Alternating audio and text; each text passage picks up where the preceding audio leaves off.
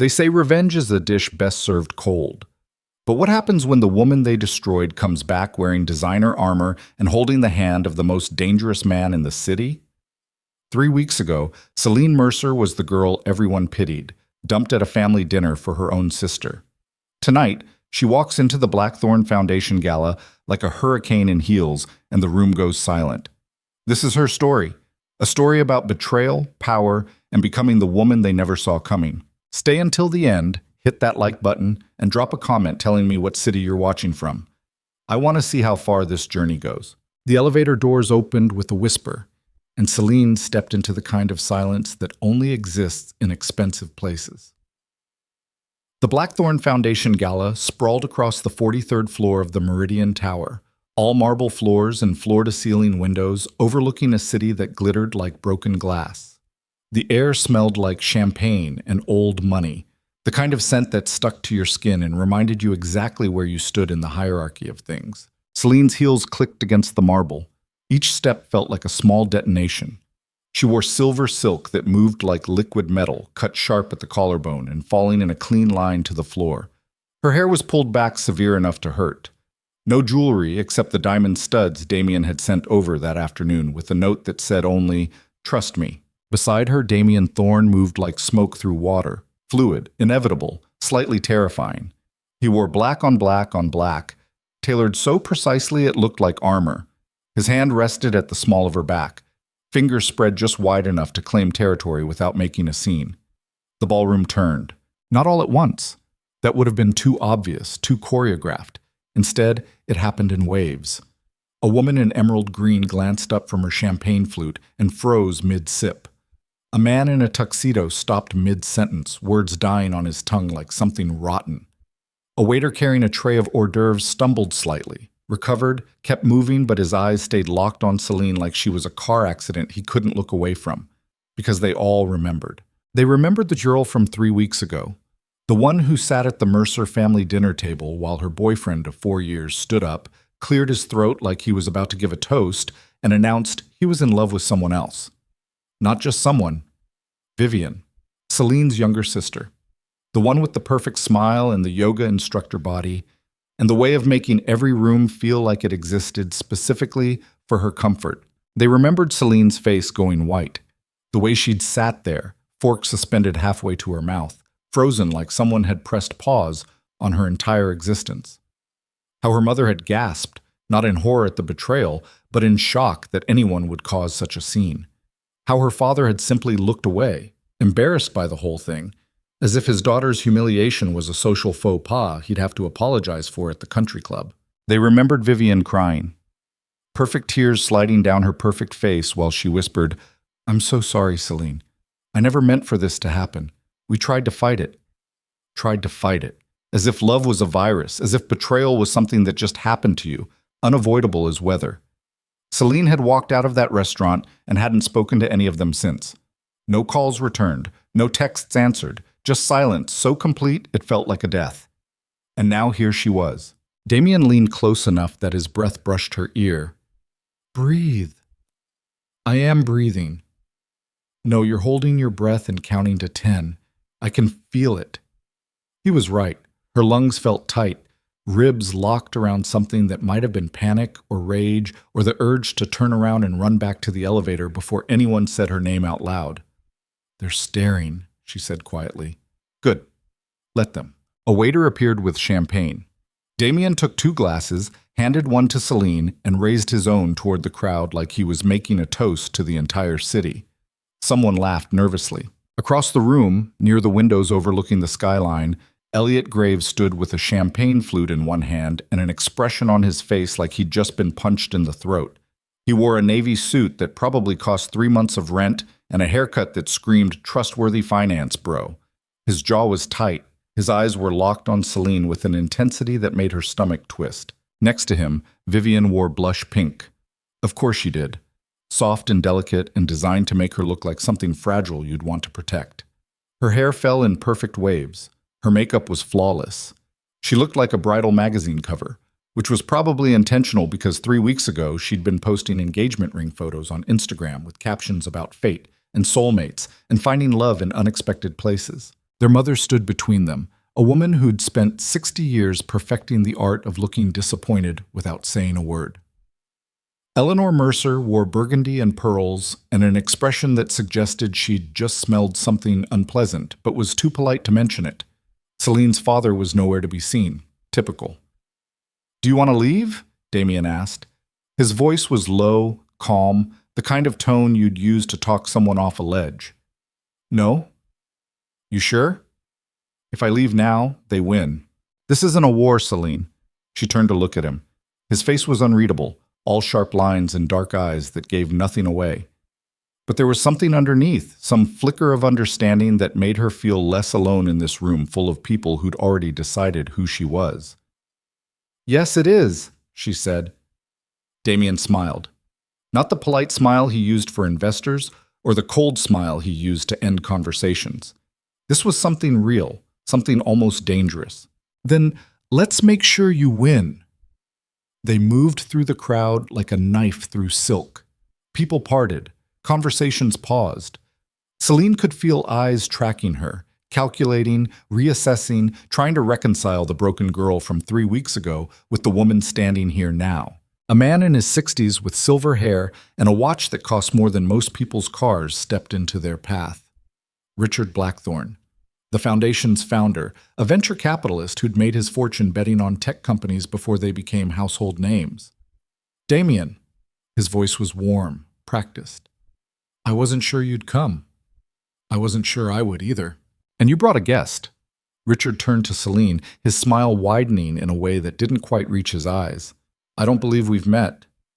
"Selene Mercer." She extended her hand. Her voice came out steady, which felt like a small miracle. "Mercer." Richard's eyes flickered with recognition. "Eleanor's daughter?" "One of them." The pause that followed was so brief most people would have missed it. But Selene felt it the moment Richard's brain made the connection, placed her in the context of gossip and family drama and social media scandals. "It's a pleasure," he said finally, shaking her hand with just enough pressure to be respectful. "Damien, I need to steal you for a moment. Some of our board members wanted to discuss the infrastructure project." Damien's hand tightened slightly on Selene's back. "I'm with someone." "It'll only take a minute." "Then it can wait." Richard's smile went brittle around the edges. He wasn't used to being told no, especially not in his own venue at his own event. But Damien Thorne wasn't the kind of man you argued with unless you were prepared to lose everything. "Of course," Richard said. "Later then." He disappeared into the crowd, already moving on to the next conversation, the next transaction, the next person who might be useful. "You just made an enemy," Selene said. "I already had him as an enemy. I just stopped pretending otherwise." "Is that how you operate? Make enemies and then dare them to do something about it?" "Usually." Damien guided her toward the bar. "But sometimes I make allies." "Is that what I am? An ally?" He looked at her for a long moment. Something passed between them, something wordless and electric that made her skin feel too tight. "I haven't decided yet," he said. The bartender was a woman in her 20s with undercut hair and the kind of efficient movements that suggested she'd worked 1,000 events exactly like this one. She made Selene a vodka tonic without asking, which meant Damien had already told his people what to prepare. Selene hated that she found it comforting. "They're still watching," Damien said. He wasn't looking at Elliot or Vivian, but he didn't need to. "Your ex looks like someone killed his dog." "Good. And your sister looks like she's about to cry." "Also good." "You don't mean that." Selene took a long drink. The vodka burned going down, sharp and clean. "What makes you so sure?" "Because I've seen people who actually want revenge. They look different, hungrier. You just look tired." He wasn't wrong. She was tired. Bone-deep exhausted in a way that sleep couldn't fix. For 3 weeks she'd been running on adrenaline and spite, throwing herself into work, avoiding phone calls, ignoring the texts that kept coming like water through cracks in a foundation. "Selene, please, we need to talk. I know I hurt you, but you have to understand. Mom says you won't answer. This is killing her. You can't ignore us forever." "Watch me," she'd thought every time her phone buzzed. But standing here now, with half the city's elite pretending not to stare at her, she realized something that made her stomach drop. She didn't want revenge. She wanted to stop caring, and that was so much harder. 3 years ago, Damien said, his eyes fixed on something across the room, I was supposed to get married. Her name was Miranda. We'd been together since college. She was smart, ambitious, knew exactly what she wanted and how to get it. Selene turned to look at him. He'd never mentioned this before. In the 3 weeks since he'd walked into her life with an offer that sounded too good to be true, he'd been careful, professional.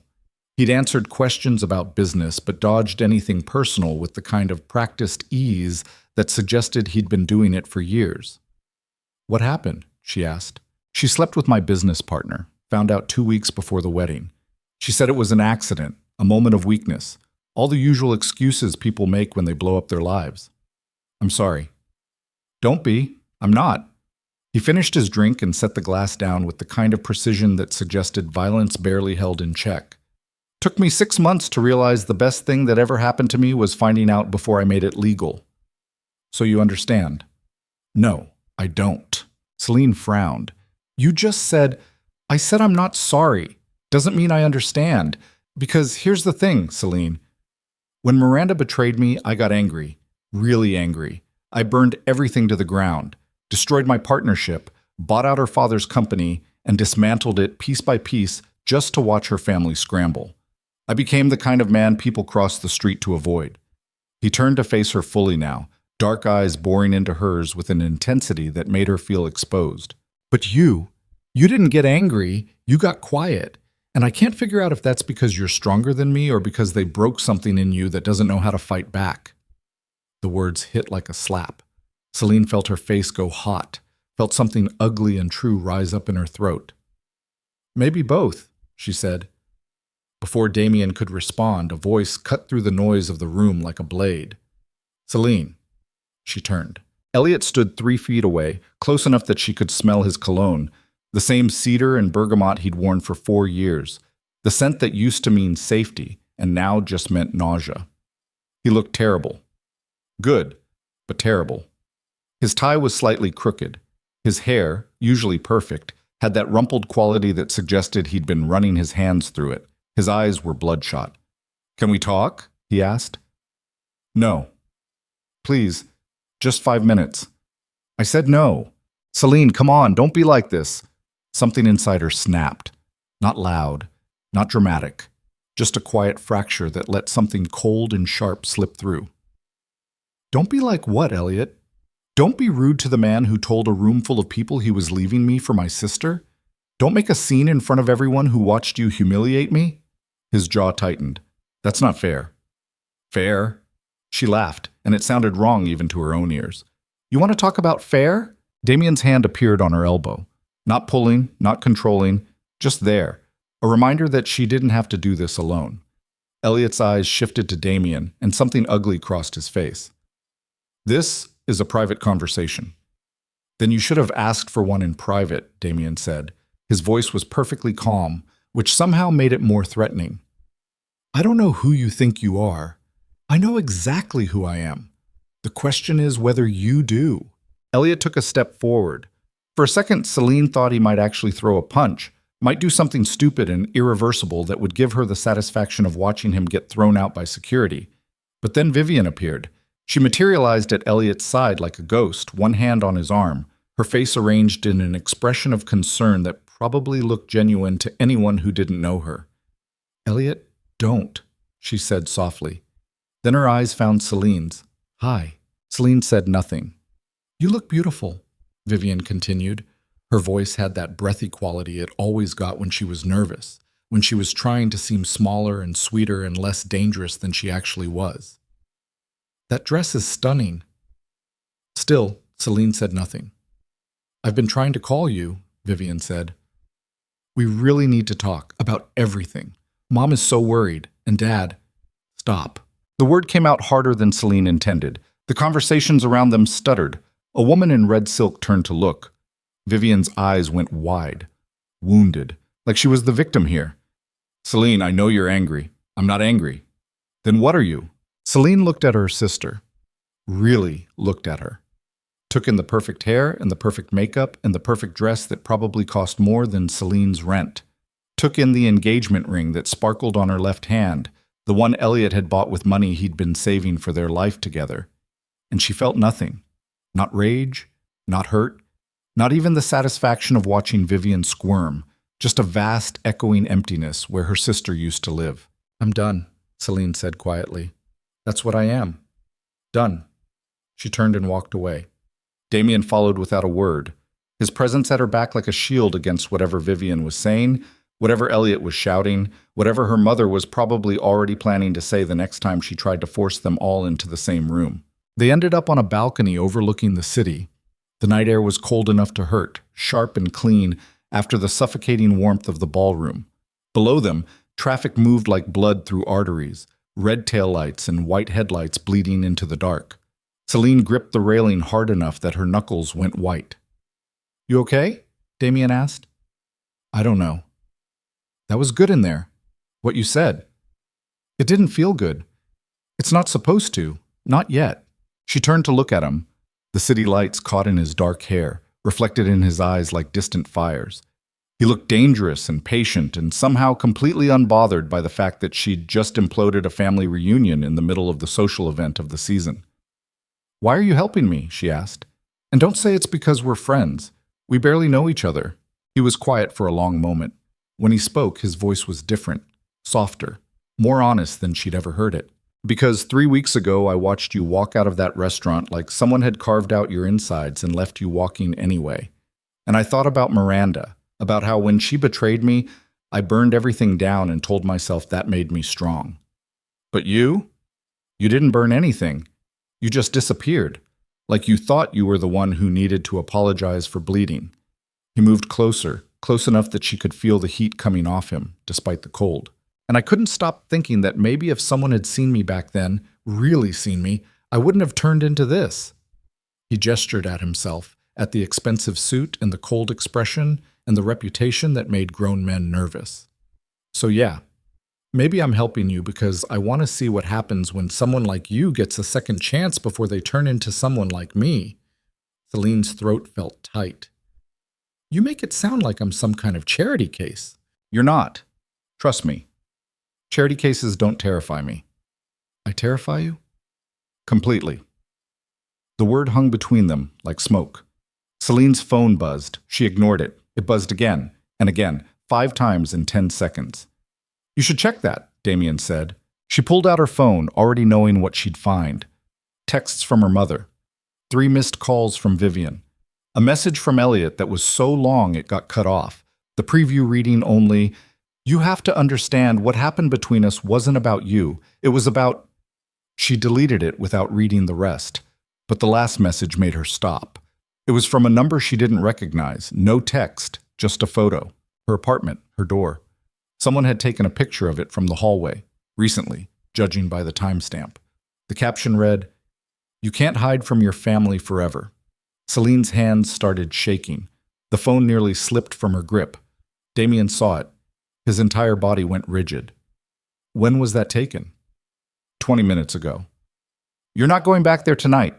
"Damien, you're not going back there tonight," he repeated. This time it wasn't a suggestion. Selene wanted to argue, wanted to say she could handle herself, that she wasn't scared, that whoever sent that message was just trying to rattle her, and it wouldn't work. But her hands were still shaking, and the truth was, she was terrified. "Okay," she said quietly. Damien pulled out his own phone, typed something fast, and pocketed it. "Car's out front. We'll get your things tomorrow. Tonight you're staying at my place." "Your place? You have a better idea?" She didn't. They left through a side entrance, avoiding the ballroom entirely. A black car was waiting at the curb, idling with tinted windows that turned the world outside into shadow. The driver opened the door without speaking. Selene slid into the back seat. The leather was soft and cold. Damien got in beside her, close enough that their shoulders touched. As the car pulled away from the Meridian Tower, Selene looked back at the building. 43 floors up, the gala continued. Elliot and Vivian were probably still standing there, trying to explain to anyone who'd listen that Selene was being unreasonable, that they'd tried to apologize, that family should forgive family. Her mother was probably already planning her next move. Another dinner, another forced confrontation, another opportunity to make Selene feel like the problem was her inability to move on, not their inability to understand what they'd done. But Selene wasn't thinking about any of them. She was thinking about the photo of her door, about the fact that someone knew where she lived, about how exposed she suddenly felt, like her entire life was made of glass and one good hit would shatter everything. The car turned onto the highway. City lights streaked past like stars falling. "Damien," she said. Her voice sounded small in the enclosed space. "That photo, do you think it was your family?" He didn't look at her. His eyes were fixed on something outside the window, something she couldn't see. "Maybe. Or maybe someone they hired to find you. Or maybe someone else entirely who thinks you owe them something. That's not comforting. It's not supposed to be. But here's what I know. Whoever sent that message wanted you scared, wanted you running back to them, begging for protection, willing to forgive anything just to feel safe again." He turned to look at her then. His eyes were hard, darker than she'd ever seen them. "So the question is, are you going to give them what they want?" Selene thought about Elliot's face in the ballroom, about Vivian's fake tears, about her mother's texts that always started with, "We need to talk about your behavior," about the photo of her door and the message that came with it, about 3 weeks of silence that felt like drowning. "No?" she said. "Good." Damien leaned back in his seat, tension bleeding out of his shoulders. "Because tomorrow, we're going to figure out who's watching you, and then we're going to make them wish they hadn't." The car drove on through the dark, and Selene realized with a clarity that felt like ice water that she'd crossed a line tonight. Not when she walked into the gala, not when she confronted Elliot, not even when she saw the photo, but right now, in this moment, when she stopped being the girl who apologized for existing and became the woman who'd make them regret trying to break her. The city blurred past. Damien made a phone call in a language she didn't recognize. The driver took an exit that led away from downtown, toward the hills where houses had gates and security and the kind of privacy that money could buy. Selene's phone buzzed again. Another text from her mother. "This behavior is unacceptable. Your father and I expect you home for brunch Sunday." Then Vivian. "Please don't do this. You're tearing the family apart." Then Elliot. "I still love you. I need you to know that." She turned her phone off and watched the city disappear behind them. Somewhere in the dark, someone was watching her door, waiting to see if she'd come home, waiting to see if she'd break. But Selene Mercer wasn't going home. Not tonight. Maybe not ever. And as the car climbed into the hills where the air was thinner and the lights were fewer, she felt something shift inside her chest. Something that had been locked down tight for 3 weeks suddenly cracking open like a fist unclenching. Not forgiveness, not healing, but possibility. The possibility that the woman who walked out of that restaurant broken might not be the same woman who walked out of this car. That maybe destruction was just another word for metamorphosis. And maybe, just maybe, the person she was becoming was someone worth being terrified of. The thought should have scared her. Instead, it felt like finally learning to breathe. Damien's house wasn't a house. It was a statement carved into the hillside. All glass and steel and angles that looked like they'd been designed to cut you if you got too close. The driveway curved through iron gates that opened without anyone touching them, past landscaping so precise it looked violent, and stopped in front of doors that were 12 feet tall and made of something dark that might have been wood, or might have been metal, or might have been both. Selene got out of this car and immediately felt wrong, out of place, like she'd walked onto a movie set where she wasn't part of the cast. The driver disappeared without speaking. Damien stood at the door, keycard in hand, waiting. The house loomed behind him like something alive. "You live here alone?" Selene asked. "Usually." "That's depressing." "It's efficient." "Same thing." He smiled, but it didn't reach his eyes. "Come on. You're exhausted." Inside, the house was exactly what she expected and somehow worse.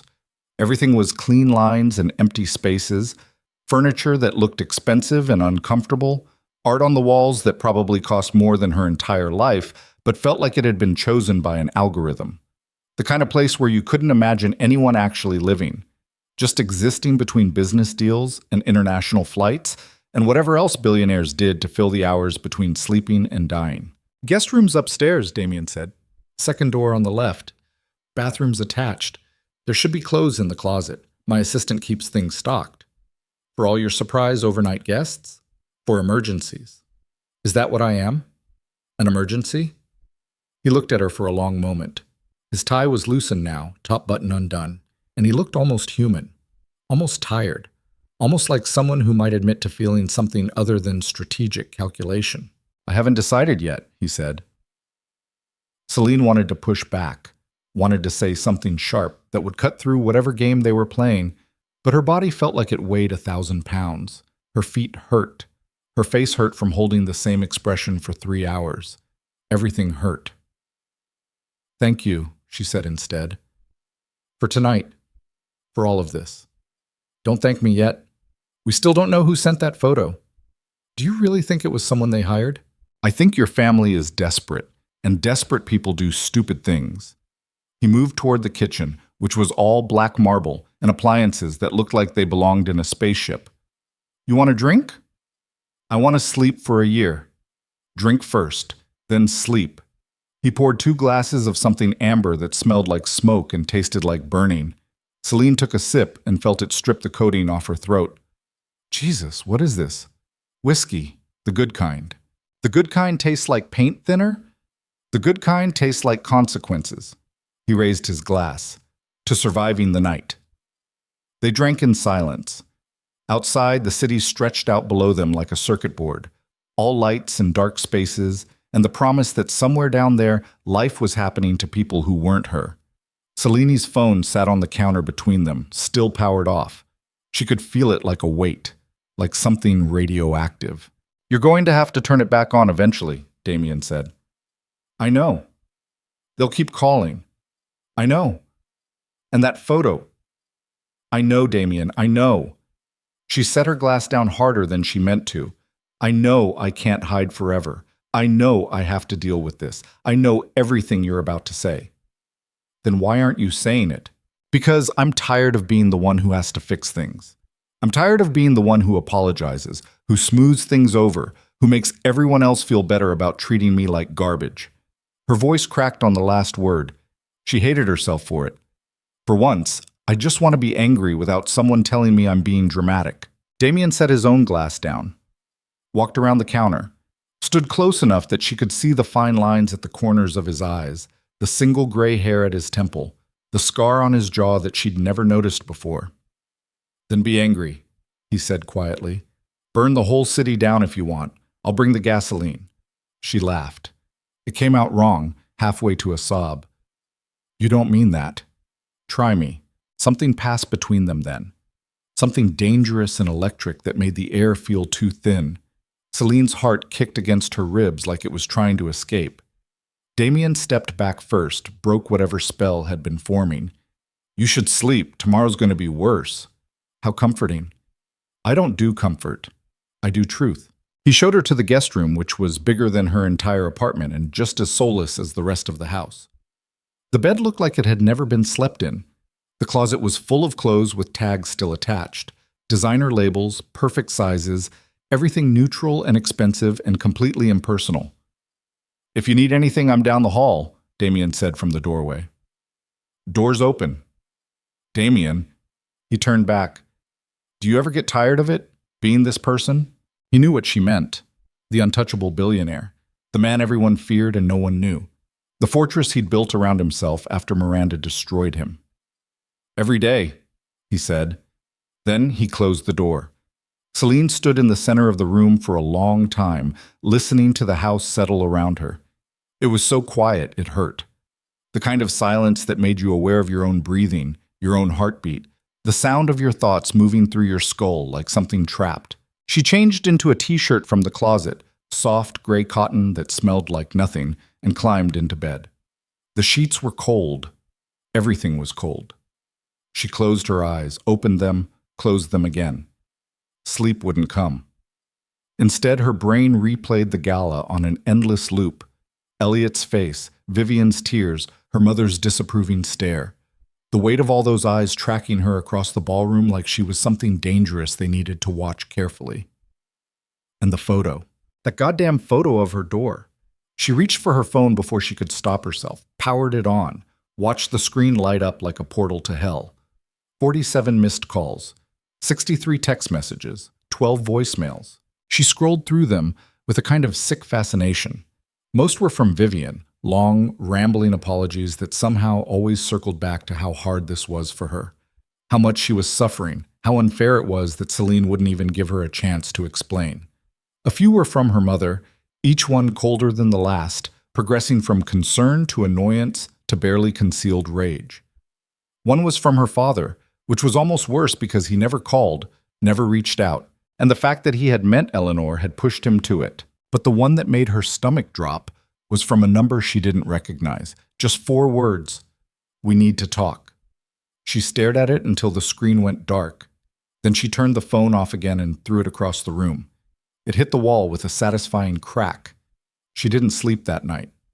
By the time the sun came up, painting the room in shades of gray that matched exactly how she felt, Selene had made a decision. She found Damien in the kitchen, already dressed in a dark suit that probably cost more than a used car, drinking coffee and reading something on a tablet. He looked up when she walked in. "You look like hell," he said. "Good morning to you too." "Coffee?" "Please." He poured her a cup from a machine that looked like it required an engineering degree to operate. The coffee was perfect, hot and strong, and exactly what she needed to feel human again. "I need to go back to my apartment," she said. "No. Damien, we talked about this. Whoever sent that photo knows where you live. Until we figure out who it was, you're not going back there alone." "Then come with me." He studied her over the rim of his coffee cup. "Why?" "Because I left things there. Things I need. And because if I don't go back now, I never will." She set her cup down. "I'm not letting them chase me out of my own life." Something shifted in his expression. Approval, maybe. Or respect. Or just recognition that she'd made up her mind and arguing would be pointless. "Fine," he said, "but we're taking security. I don't need—" "Not negotiable." They took a different car this time, still black, still expensive, but bigger. 2 men in suits sat in the front seat, and Selene tried not to think about the fact that she needed bodyguards to go to her own apartment in the middle of the day. The drive back into the city felt like traveling backward through time. The hills gave way to highways, highways to surface streets to the neighborhood where Selene had lived for 3 years, in a building with water stains on the ceiling and a landlord who sometimes forgot to fix things. It looked smaller than she remembered, shabbier, like something from a different life. They parked in front. One of the security guys, tall, bald, neck like a tree trunk, got out first and scanned the street like he was expecting snipers. The other one stayed with the car. "I feel ridiculous," Selene muttered. "Feel ridiculous and alive," Damien said. "Better than the alternative." The building's entrance was propped open with a brick. It was always propped open. The lock had been broken for 6 months and nobody had bothered to fix it. Selene led the way up 3 flights of stairs. The elevator had been broken even longer, to a hallway that smelled like cooking oil and someone's attempt at covering up cigarette smoke with air freshener. Her door looked exactly the same as it had in the photo, green paint peeling at the edges. Brass number 3 hanging slightly crooked. The doormat she'd bought at IKEA 2 years ago that said "home" in letters that were supposed to be cheerful but just looked sad. Selene's hands shook as she fit the key into the lock. The apartment was exactly how she'd left it. Exactly and completely unchanged, which somehow made it worse, because the world had ended 3 weeks ago, and her apartment hadn't noticed. There were dishes in the sink, mail on the counter, a jacket on the back of the couch. Her camera bag sitting by the door where she'd dropped it the last time she'd come home, back when coming home had felt safe. The security guy did a sweep of the 3 rooms, bedroom, bathroom, kitchen that was technically part of the living room, and gave Damien a nod. "Clear." "Wait outside," Damien said. The guy left without argument. Selene stood in the center of her living room and felt like a ghost visiting her own life. Everything was here, everything that used to matter, and none of it felt real anymore. "What do you need?" Damien asked. "I don't know." She moved toward the bedroom. "Clothes, my portfolio, some of my cameras." The bedroom was worse than the living room. The bed was unmade. Elliot's t-shirt was still draped over the chair in the corner. She'd worn it to sleep in the night before the dinner, back when his shirts had still smelled like him and not like betrayal. There were photos on the dresser. Her and Elliot at the beach. Her and Vivian at Christmas 2 years ago, before everything went to hell. When they'd still been sisters instead of whatever they were now. She grabbed a duffel bag from the closet and started throwing things in. Jeans, shirts, underwear. Not thinking about it, just moving, because if she stopped moving, she'd start thinking, and if she started thinking, she'd break. Selene. Damien's voice came from the living room. Something in his tone made her stop. She walked out. He was standing at the window, holding the curtain back an inch, looking down at the street. What? She asked. There's a car down there, black sedan, been parked across the street since we got here. So? So the engine's running, and there's someone in the driver's seat. Ice slid down her spine. Are you sure? Come look. She moved to the window. Damien was right. A black sedan sat across the street, engine idling, someone visible in the front seat, but too far away to make out details. Could be nothing, she said, but her voice came out wrong. Could be. Damien pulled out his phone. Or it could be whoever sent you that photo. He made a call. Spoke in low tones to whoever answered. Hung up. My guy's gonna check it out, he said. They watched from the window as the bald security guy walked down the street, casual but purposeful. He crossed at the corner, started walking back on the other side. Got closer to the sedan. The car pulled away before he reached it, smooth and fast like it had been waiting for exactly that. Did you see the plates? Selene asked. Too far. Fuck. Yeah. Her phone buzzed. She'd forgotten she'd turned it back on. A text from Vivian. I know you're angry, but we need to talk. Elliot is a mess. Mom is furious. This has to stop. Then another, from the unknown number. You can't avoid this forever. Then a third, this one with a photo attached. Selene opened it. Her breath stopped. It was a picture of her. From today. This morning. Walking into Damien's house. The caption read, Who's avoiding who now? Damien. He was beside her in 2 steps. Looked at the phone. His face went hard. Pack faster, he said. We're leaving. They're watching me. They know where I went. They know. Pack now.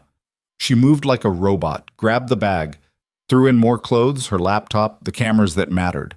Her hands were shaking so badly she could barely zip the bag closed. Damien was on the phone again. His voice was different now, colder. The voice of someone who'd stopped pretending to be civilized. I need you to pull traffic cameras for a 3-block radius. I don't care what it takes.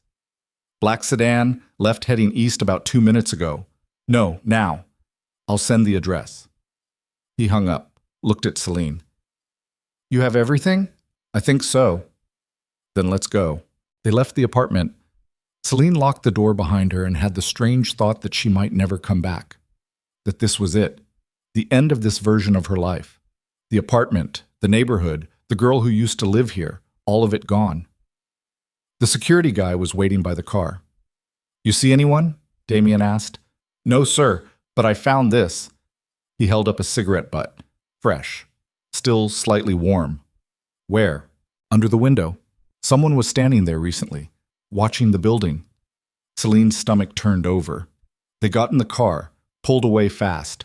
The security guy drove like he was being chased, which maybe he was, weaving through traffic until they hit the freeway and the city started to fall away behind them. Selene's phone buzzed again. Another text from the unknown number. You think he can protect you? He can't. You're going to have to come home eventually, and when you do, we'll be waiting. They're threatening me, she said. Her voice sounded distant, like it was coming from underwater. Damien took the phone, read the messages.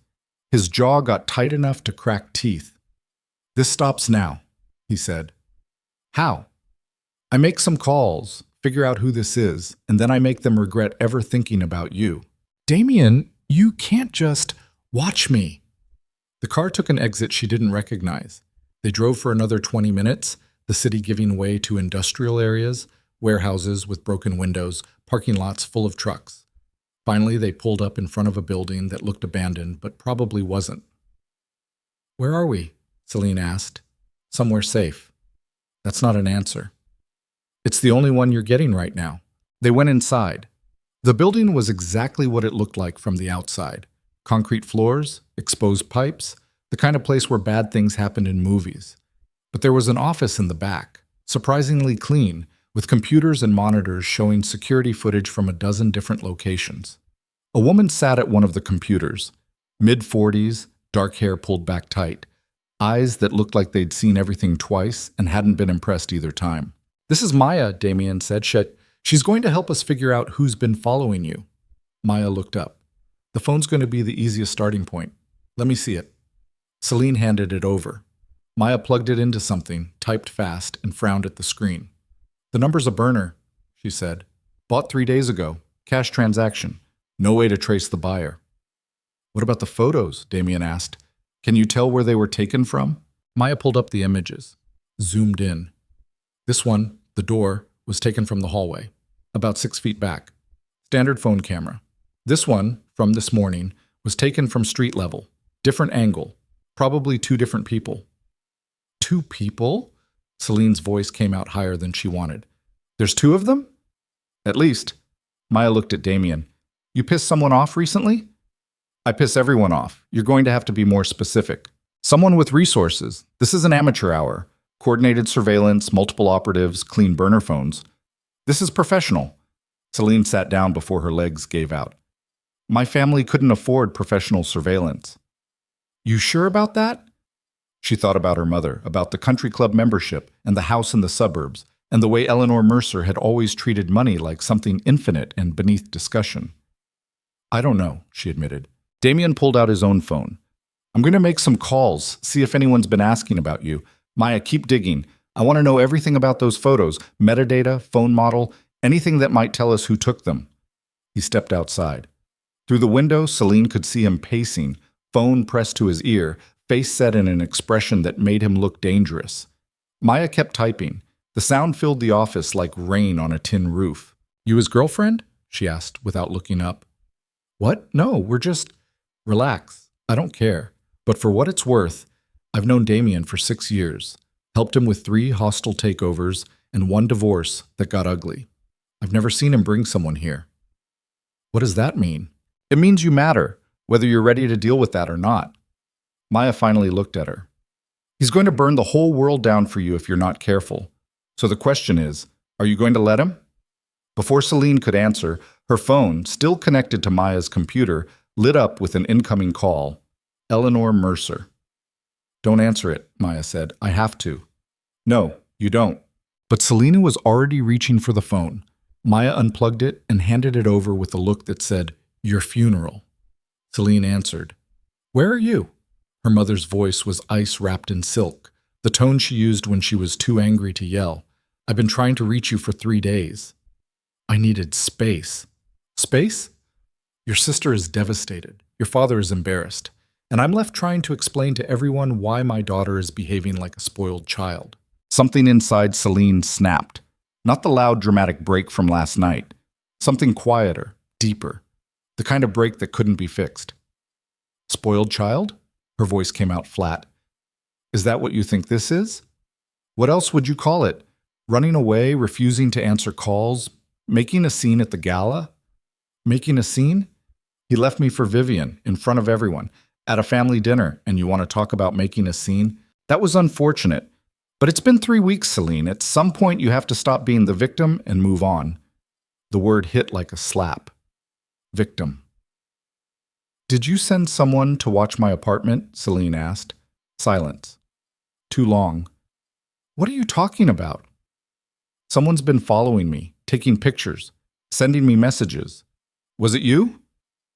"Don't be ridiculous. Why would I—" "Answer the question, Mom." "I don't appreciate your tone.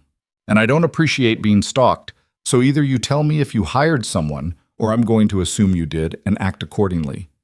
Are you threatening me?" "I'm asking you a question."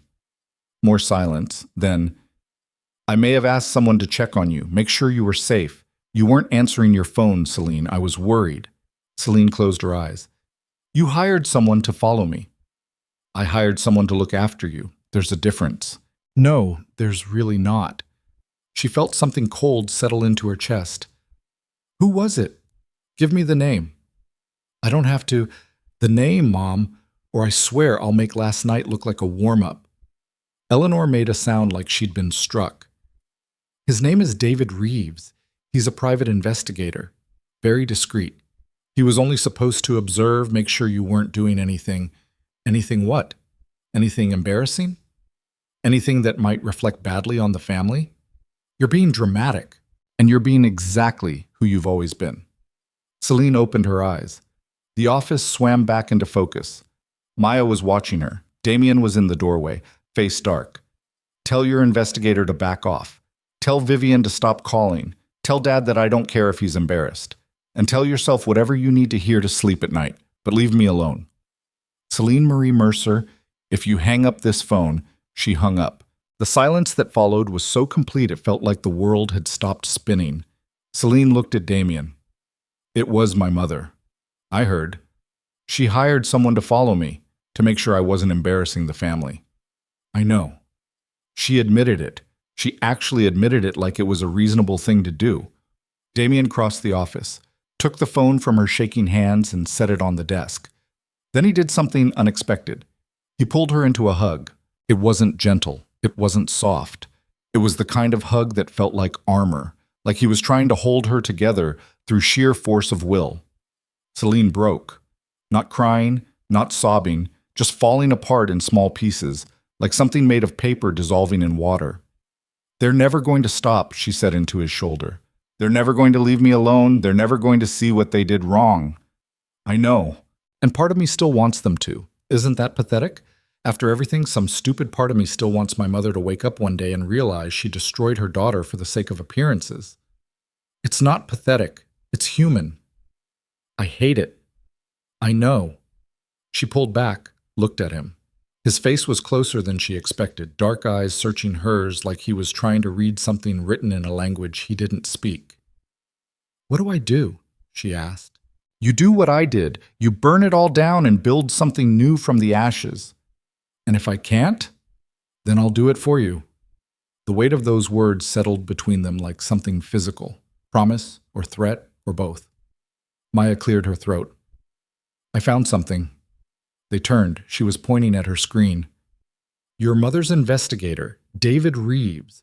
He's got a partner, someone he works jobs with, name's Karen Walsh, and according to the DMV, she drives a black sedan. The car from this morning, Selene said. Probably. And here's the interesting part. They're not cheap. Eleanor Mercer paid them $15,000. I found the transaction in her bank records. You're in her bank records? Selene asked. I'm in everyone's bank records. Maya looked at Damien. You want me to do something about this? Like what? Make them go away, professionally speaking. No. Selene stepped forward. I'll handle it. Selene, I said I'll handle it. Damien studied her. How? I'm going to see them, face to face. Tell them to back off. That's not safe. I don't care. They want to watch me? Fine. Let them watch me walk right up to their door and tell them exactly what I think.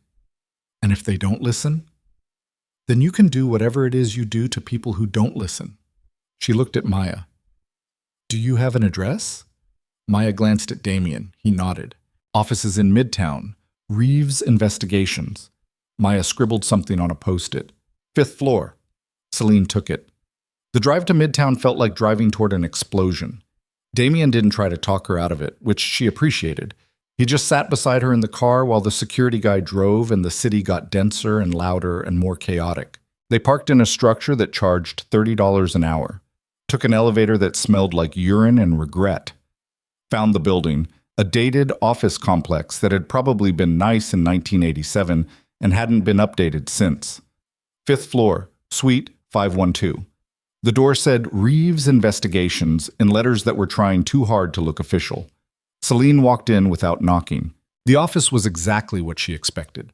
Cheap furniture, stained carpet, a woman at a desk who looked up with an expression that said she'd seen everything and wasn't impressed by any of it. Can I help you? I need to see David Reeves. Do you have an appointment? No, but I'm the person he's been following for the past 3 days, so I think he'll make time. The woman's expression didn't change. She picked up a phone.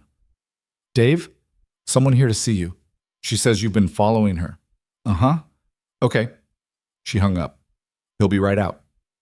A door opened. A man emerged. Mid-50s, receding hairline, paunch that suggested he spent more time in cars than gyms. He wore khakis and a polo shirt and an expression that was trying for friendly but landing somewhere around nervous. Miss Mercer?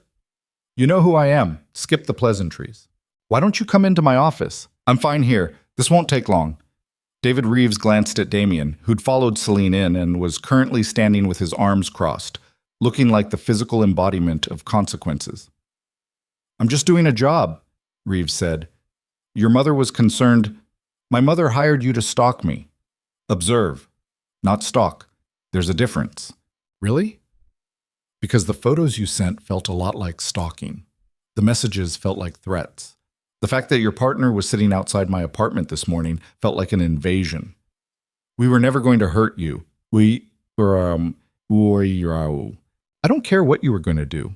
I care what you did, which was follow me, photograph me, and make me feel unsafe in my own life.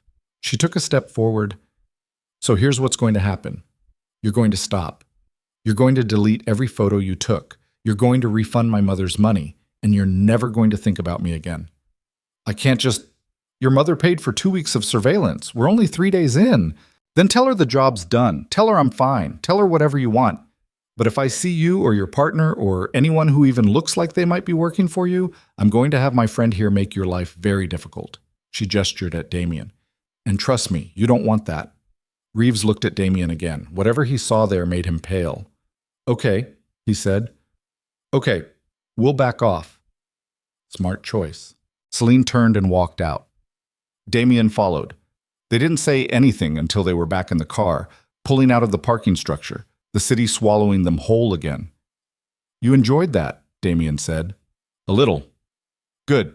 You should. But Selene's hands were shaking again. The adrenaline was wearing off, leaving behind the crash, the realization of what she'd just done and what it meant. They're going to tell her, she said. Reeves is going to call my mother and tell her I came to his office with you and threatened him. So she's going to lose her mind. Let her. Selene looked out the window. They were passing through downtown now, skyscrapers rising on all sides like teeth. The city felt different today, sharper, less forgiving. Her phone rang. Eleanor. She almost didn't answer.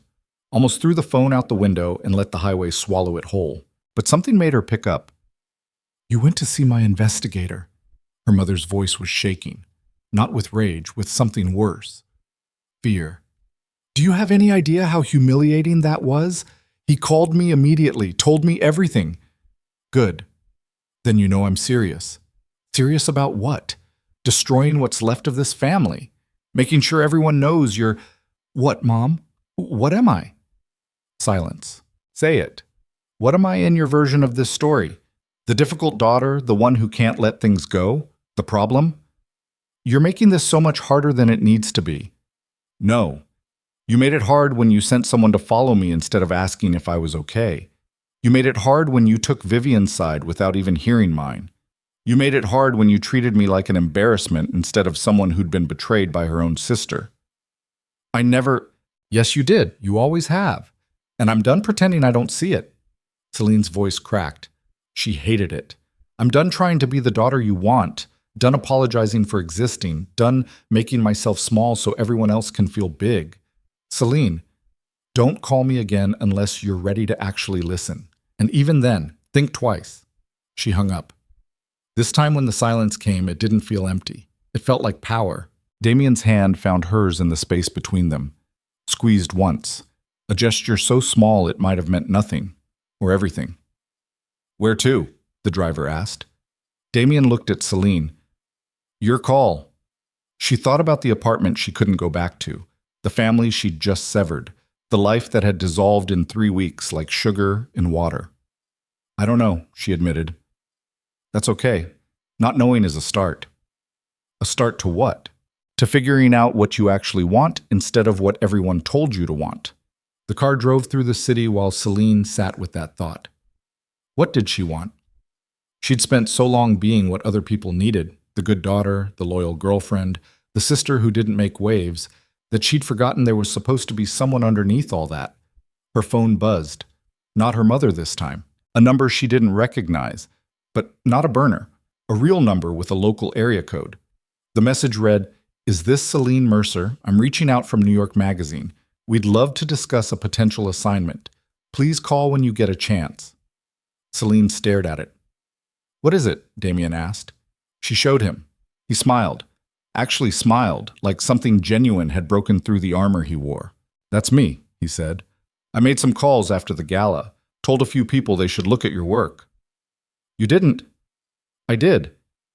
Damien, don't argue. Don't tell me you're not ready or you're not good enough or whatever other excuse you're about to make. Just call them back and say yes. What if I fail? Then you fail. But at least you'll fail doing something you actually care about instead of failing at being someone else's version of perfect. The words hit her right in the chest. She looked at the message again. New York Magazine, a real assignment. The kind of thing she'd dreamed about 3 years ago before Elliot convinced her to take the safe job, the practical job, the job that wouldn't interfere with being a good girlfriend. Her finger hovered over the callback button. What if everything changes? She asked quietly. Everything already changed. Damien's voice was soft but certain. This is just you deciding what comes next. Selene hit call. A woman answered on the second ring. This is Jennifer Mills. Hi, this is Selene Mercer. I got a message about an assignment? Selene, yes. Thank you so much for calling back. Jennifer's voice was quick, energetic, the kind of voice that belonged to someone who made decisions fast and expected everyone else to keep up. I saw your portfolio, specifically that series you did on restaurant workers during the pandemic. Raw, intimate, really captured something most people missed. Thank you. We're working on a feature about women rebuilding their lives after major disruptions. Divorce, layoffs, family estrangement, that kind of thing. We need a photographer who can get past the surface, someone who understands what survival actually looks like. Selene's throat went tight. When would you need me? We're shooting in New York next week, 3 days. All expenses covered, plus your rate. Does that work? Next week, 3 days. New York. The old Selene would have said she needed to think about it. Needed to check her schedule, make sure it didn't inconvenience anyone, get permission from people who'd never asked for hers. The new Selene, the one who'd just told a private investigator to delete her photos and hung up on her mother twice in one day, said something different. That works. Send me the details. Perfect. I'll email you everything tonight. Welcome aboard, Selene. The call ended. Selene sat there, phone in hand, feeling like she'd just jumped off something very high and wasn't sure yet if she was falling or flying. You did it, Damien said. I did it. How do you feel? She thought about it, really thought about it, tried to find the right words for the thing moving through her chest like electricity. Terrified, she said finally, and alive. Is that normal? It's the only thing that matters. The car took them back to Damien's house, back to the fortress in the hills where everything was clean and empty and safe. But somehow it felt different now, less like hiding, more like regrouping. That night they sat on the balcony overlooking the city. Damien had changed into jeans and a t-shirt which somehow made him look more dangerous than the suit had. More human, more real. They drank wine that probably cost more than Selene's rent, and didn't talk about mothers or sisters or investigators or any of the wreckage they'd left behind. Instead, they talked about New York, about the assignment, about what it might mean. You nervous? Damien asked. Yes. Good, you should be. That's comforting. I'm serious. The moment you stop being nervous is the moment you stop caring enough to be good. He looked at her sideways. You're going to kill this assignment. You know that, right? I don't know anything right now. Then trust me. Why should I? Because I've never been wrong about talent, and you have it, the real kind. The kind that makes people uncomfortable because it shows them things they'd rather not see. Selene's face went hot. I don't know how to do this. Do what? Accept help. Let someone believe in me, not feel like I owe you something. Damien was quiet for a long time. The city hummed below them, a million lives playing out in windows and streets and spaces they'd never see. I'm not keeping score, he said finally, and I'm not helping you because I want something back. I'm helping you because 3 weeks ago I saw someone who reminded me of who I used to be, before I let anger turn me into this. He gestured at himself, at the house, at everything he'd built. And maybe I'm helping you because I want to see what happens when someone makes better choices than I did. That's a lot of pressure. Then don't think of it as pressure. Think of it as possibility. Something passed between them again. That same electric thing from last night, from the kitchen, from every moment they'd stood too close and felt the air change. Celine's phone buzzed. She'd left it inside but could hear it through the open door. Another message. Another call. Another person who wanted something from her. She didn't move. "You going to get that?" Damien asked. "No." "What if it's important?" "Then it can wait." He smiled. "Look at you, learning to ignore things. Learning from the best." They sat in comfortable silence as the night settled in. Stars started appearing, faint against the city's glow. The temperature dropped. Selene should have been cold in just a t-shirt, but she wasn't. Or maybe she was and just didn't care. Finally, Damien stood. "I should let you sleep. You've got work to do before New York." "Damien?" He paused. "Thank you for all of this, for believing I could do something when I didn't believe it myself." He looked at her for a long moment. Something moved across his face. Emotion, maybe, or the ghost of it. Then it was gone. "Don't thank me yet," he said. "The hard part's just starting." He went inside. Selene stayed on the balcony, pulled out her phone. 3 missed calls from Vivian. 1 from her father, which was unusual enough to be concerning. And 1 text from Elliot. "I heard about New York. I'm proud of you." She stared at that one the longest. Tried to figure out how she felt about it. Tried to find some emotional response. Anger, satisfaction, anything. But there was nothing. Just the hollow space where he used to live. She deleted the message. Then she opened her email and found the details from New York Magazine. 3 days. Next week. 6 women, 6 stories, 1 photographer. The pressure should have been crushing. Instead, it felt like breathing for the first time in years. Selene looked out at the city, at all those lights marking all those lives, and made herself a promise. She was done being the girl who got left behind, done being the sister who got betrayed, done being the daughter who apologized for existing. New York was going to change everything. She could feel it coming, and this time she wasn't going to run from it. She was going to become it. New York hit Selene like a fist to the throat. She'd been to the city before. Quick trips with Elliot, where they'd done the tourist things, taken selfies in Times Square, pretended they were the kind of couple who belonged in a place this loud and unforgiving. But this was different. This time she was here alone, standing on a Brooklyn street corner at 7 in the morning with a camera bag that weighed more than her doubts, and an address that led to a converted warehouse that looked like it might collapse if you breathed on it wrong. The magazine had sent a production assistant to meet her, a girl named Riley, who couldn't have been older than 23 and moved like she'd had 6 espressos for breakfast. She wore black on black and had the kind of energy that made Selene feel old and slow. "You're Selene?" Riley barely waited for confirmation before turning and walking toward the warehouse. "Great, we're running behind. First subject's already inside. Jennifer wants to start in 20. 20 minutes? 20 minutes ago, but she'll settle for now." Inside, the warehouse had been transformed into something that looked like a photography studio designed by someone with a trust fund and a vision. White, seamless backdrop. Professional lighting. A small army of people moving equipment and adjusting reflectors and doing things that looked important but might have been performance art for all Selene knew. Jennifer Mills stood in the center of it all like a general commanding troops. She was 50, maybe, with silver hair cut sharp as a blade and glasses that probably cost more than Selene's camera. When she saw Selene, her expression shifted from stressed to relieved in the span of a heartbeat. "Selene. Finally." She crossed the space in 4 strides.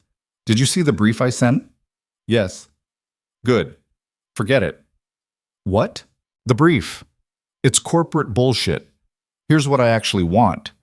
Jennifer grabbed Selene's elbow and steered her toward a woman sitting in a director's chair near the backdrop.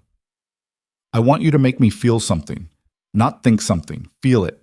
These women have all survived things that should have destroyed them. Show me that. Show me the cracks they glued back together. Show me the strength that looks like weakness until you really look at it." The woman in the chair was maybe 40, blonde hair going gray at the temples, wearing jeans and a sweater that looked hand-knit. Her hands were folded in her lap and she looked terrified. "This is Margaret," Jennifer said. 6 months ago, her husband cleaned out their accounts and disappeared with his secretary, left her with 3 kids and a mortgage she couldn't afford. She's been driving for a rideshare company 16 hours a day to keep the house. Margaret gave a small wave. Her smile was the kind that didn't reach her eyes because the eyes had seen too much already. Jennifer left them alone. Selene stood there with her camera, feeling like a fraud. What did she know about survival? She'd been dumped by her boyfriend and betrayed by her sister. It hurt like hell, but she still had a roof over her head. She still had options. This woman had driven strangers around a city for 16 hours a day just to keep her kids fed. "You don't have to do this if you're not comfortable," Selene said. Margaret looked at her.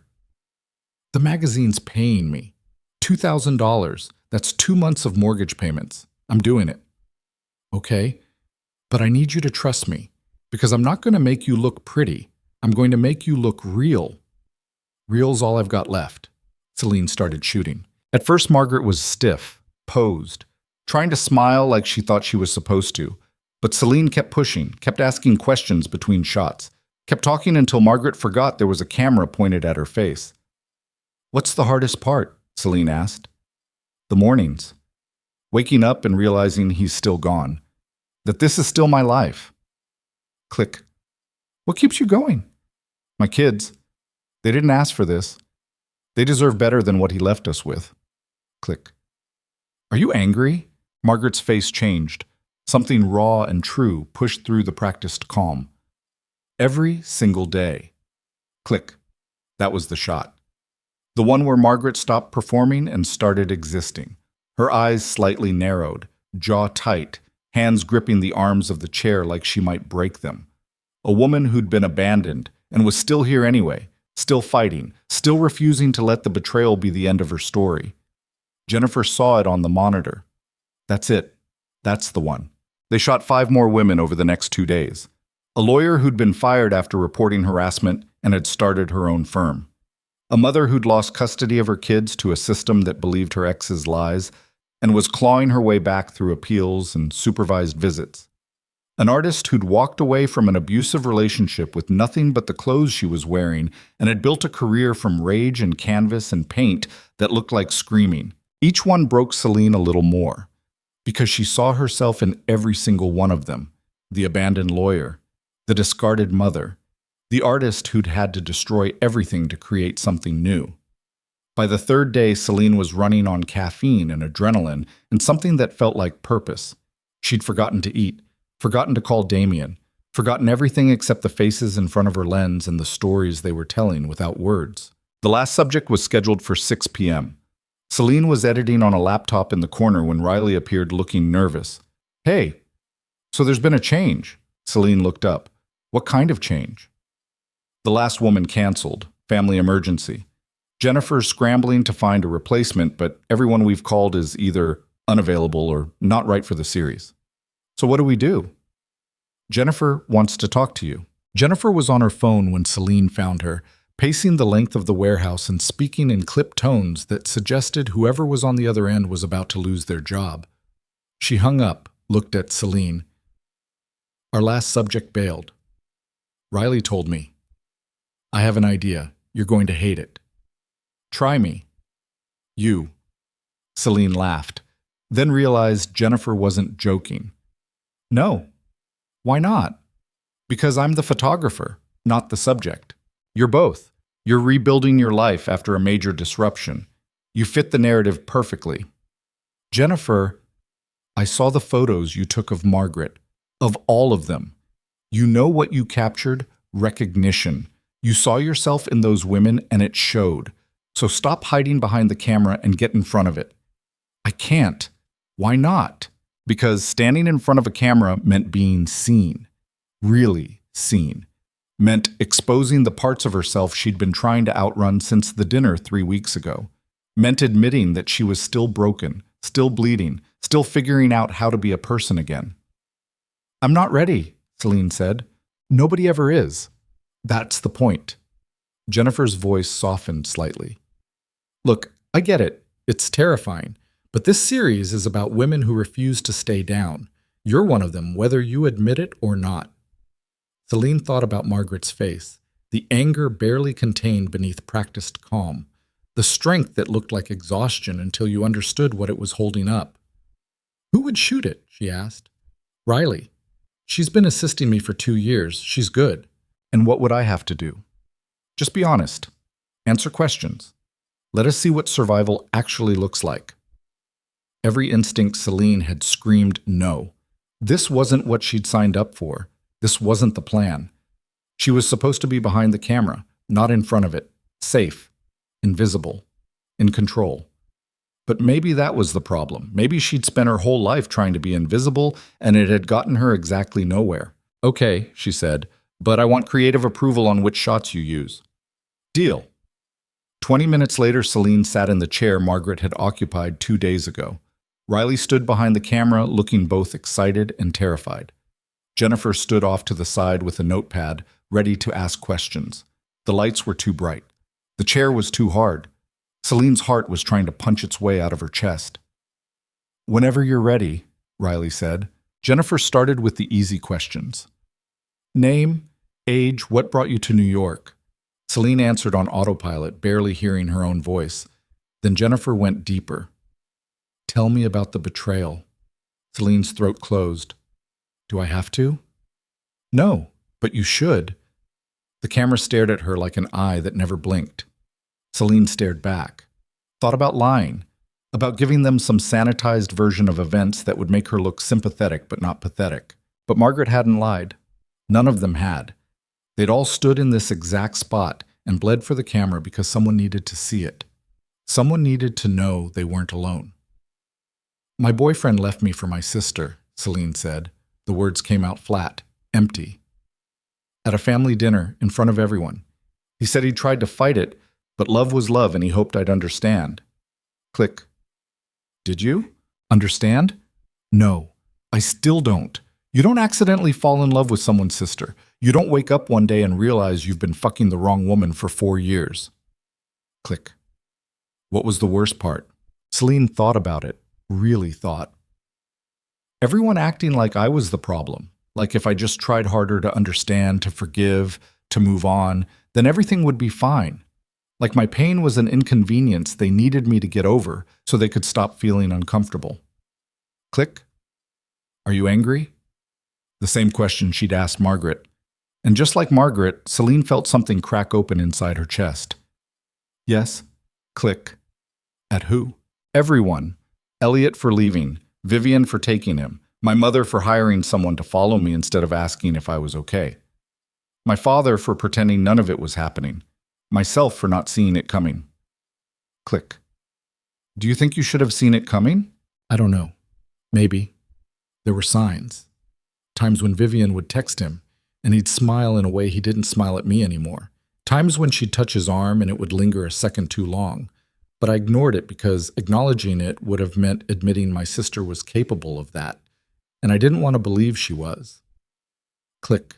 Jennifer was writing fast. Riley kept shooting. Selene felt like she was being dissected in real time, every layer peeled back until there was nothing left but raw nerve endings and truth. What do you want? Jennifer asked. What do you mean? From all of this. From them. What do you actually want? Selene opened her mouth, closed it, tried again. I want them to hurt the way I hurt. I want Elliot to wake up one day and realize what he threw away. I want Vivian to look in the mirror and see what she really is. I want my mother to understand that she chose appearances over her daughter and there's no coming back from that. Click. And if they don't? If they never get it? The question hung in the air like smoke. Then I want to stop caring, Selene said quietly. I want to build something so big and so beautiful that what they did doesn't matter anymore. I want to become someone they can't touch. Click. Are you there yet? No, but I'm trying. Click. That was the shot Riley would later tell her was perfect. Selene's face caught between exhaustion and determination. Eyes slightly wet but not crying, jaw set. The exact moment when someone stops being a victim and starts being a survivor. They wrapped at 8. Selene felt hollowed out, scraped clean, like she'd just run a marathon inside her own head. Riley showed her some of the shots on the camera's display. They were good. Too good. She looked exactly like what she was. A woman barely holding it together and pretending she wasn't. These are going to be powerful, Riley said. They're going to make me look weak. No, they're going to make you look human. Jennifer appeared with a bottle of wine and 3 plastic cups. We're celebrating. You were incredible. I feel like I just threw up my entire soul on camera. That's how you know you did it right. Jennifer poured wine that was probably expensive but tasted like gasoline from plastic cups. I want to do a follow-up feature. 6 months from now. See where you are. See what changed. You think anything will change? I think you're standing at the edge of something. Could go either way, but my money's on you landing on your feet. They drank wine and talked about the shoot, and slowly the tension in Celine's chest started to ease. She'd done it. Survived 3 days in New York. Shot 5 women who trusted her with their pain. Let herself be seen in a way that terrified her. Her phone buzzed. She had been ignoring it for 3 days, checking only for messages from Damien or the magazine. But this one made her stop. A text from a number she recognized now. Vivian. We need to talk. It's about Elliot. Please call me. Selene stared at it, waited for the anger, the automatic no, the impulse to delete and move on. But something else came instead. Curiosity. Or maybe just exhaustion. Maybe she was too tired to keep fighting. She stepped outside. The Brooklyn street was quieter now, dinner rush over, just the ambient noise of a city that never fully slept. She hit call. Vivian answered on the first ring. Selene, thank God. I wasn't sure you'd... What do you want? I need to see you. No. Please. It's important. It's about Elliot, and I can't do this over the phone. There was something in Vivian's voice, something that sounded like fear. Real fear. Not the performative emotion she used to manipulate people, but actual terror barely held in check. What happened? Selene asked. Not over the phone. Please. Can you meet me tomorrow? I'm in the city. I can come to you. Every instinct told Selene to hang up, to delete the number, to go back inside and finish the wine and forget Vivian existed. But that voice, that fear. Where? Selene asked. Anywhere. You pick, Selene thought. There's a coffee shop in Midtown. Grindhouse, 2 p.m. tomorrow. I'll be there. Thank you, Selene. Thank you so much. The call ended. Selene stood on the sidewalk and wondered what the hell she'd just agreed to. She texted Damien. Vivian wants to meet tomorrow. Something about Elliot. Should I go? His response came fast. Do you want to? I don't know. Then don't go. But what if it's important? Nothing she says will be important enough to be worth your peace. He was probably right. But Celine's finger was already hovering over the message to Vivian, already typing, I'll see you tomorrow. She didn't sleep that night. The hotel room was nice. Too nice, probably. Magazine budget nice. But every time she closed her eyes, she saw Vivian's face. The fake tears at the gala, the engagement ring that had been meant for someone else, the way she'd always known exactly what to say to make Selene feel like the problem. By the time 2 p.m. rolled around, Selene was running on coffee and spite. Grindhouse was one of those New York coffee shops that tried too hard to look industrial. Exposed brick. Edison bulbs, baristas with tattoos and opinions about beans. It was crowded enough to feel public, but not so crowded you couldn't have a private conversation. Vivian was already there. She sat at a corner table wearing jeans and a sweater that made her look smaller than she was. No makeup, hair pulled back in a ponytail. She looked like she'd been crying for days. Selene felt nothing. She sat down without saying hello. Thank you for coming, Vivian said. Her voice was hoarse. I wasn't sure you would. I'm here. Talk. I don't know where to start. Try the beginning, or don't. I don't actually care. Vivian flinched. You hate me. I don't hate you. I nothing you. There's a difference. Selene, you said this was about Elliot, so talk about Elliot. If you're here to apologize again or tell me how hard this has been for you, I'm leaving. Vivian's hands were shaking. She wrapped them around her coffee cup like she was trying to keep them still. Elliot and I broke up. Okay. That's it? Just okay? What do you want me to say? Congratulations? I'm sorry? I don't know what response you're fishing for here, Vivian, but you're not going to get it from me. I thought you'd want to know. Why would I want to know? You two destroyed my life. Whether you're still together is not my problem. It wasn't real. Vivian's voice cracked. What happened between us? It was never real. Selene went very still. What are you talking about? The affair, the relationship, all of it. It wasn't... Vivian took a shaky breath. He was using me. Using you? To get to you, or maybe to punish you. I don't know. I didn't understand it then, and I barely understand it now, but he... She stopped, started again. Do you remember Richard Blackthorne? From the gala? The name hit Selene like cold water. The foundation guy? What does he have to do with anything? Elliot works for him. Has for the past year. I didn't know. You didn't know. Nobody knew, because it was some private consulting thing that Elliot kept quiet. Selene's brain was trying to process this and failing. So Richard Blackthorne hates Damien Thorne. They had some business deal that went bad 5 years ago. Richard lost a lot of money. He's been trying to get revenge ever since. Vivian, I swear to God, if you don't get to the point, Elliot didn't leave you for me. He left you to isolate you, to make you vulnerable, so that when Damien came in to help you, Richard would have leverage. The coffee shop noise faded to white static. Selene heard the words, but they didn't make sense. Couldn't make sense. You're lying, she said. I'm not. I found emails, texts. Elliot kept everything on his laptop and he got sloppy toward the end. Left it open one night. I saw messages between him and Richard talking about you, about the plan. What plan? To use you to get to Damien. Richard knew Damien had a thing for helping people who'd been betrayed because of what happened with Miranda. So he had Elliot create the perfect situation. Public humiliation, family implosion. A woman so broken that Damien couldn't resist stepping in. Selene's hands were numb. Her face was numb. Everything was numb. No, that's insane. Elliot wouldn't... We were together for 4 years. He loved me. Did he? Vivian pulled out her phone, scrolled, turned the screen towards Selene. It was an email from Richard Blackthorne to Elliot Graves, dated 6 months ago. Keep working on the sister angle. Thorne's weakness is betrayal. The more public and painful, the better.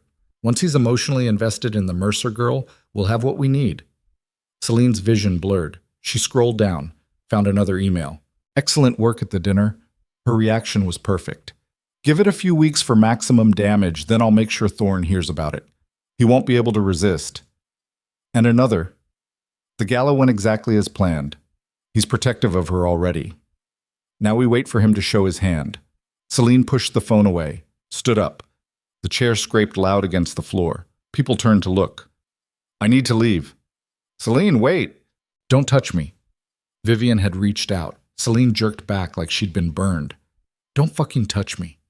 I'm so sorry. I didn't know. I swear I didn't know until I saw those emails. I thought, God, I'm so stupid. I thought he actually loved me.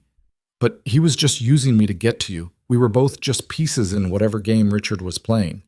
Selene couldn't breathe. The coffee shop was too small. The walls were too close. Everything was closing in. She walked out. Vivian followed. Selene, please. You have to warn Damien. Whatever Richard's planning, it's not over. Selene kept walking. Down the sidewalk. Past people with their phones and their coffee and their normal problems. She walked until her legs gave out, and she ended up sitting on the edge of a fountain in some plaza she didn't recognize.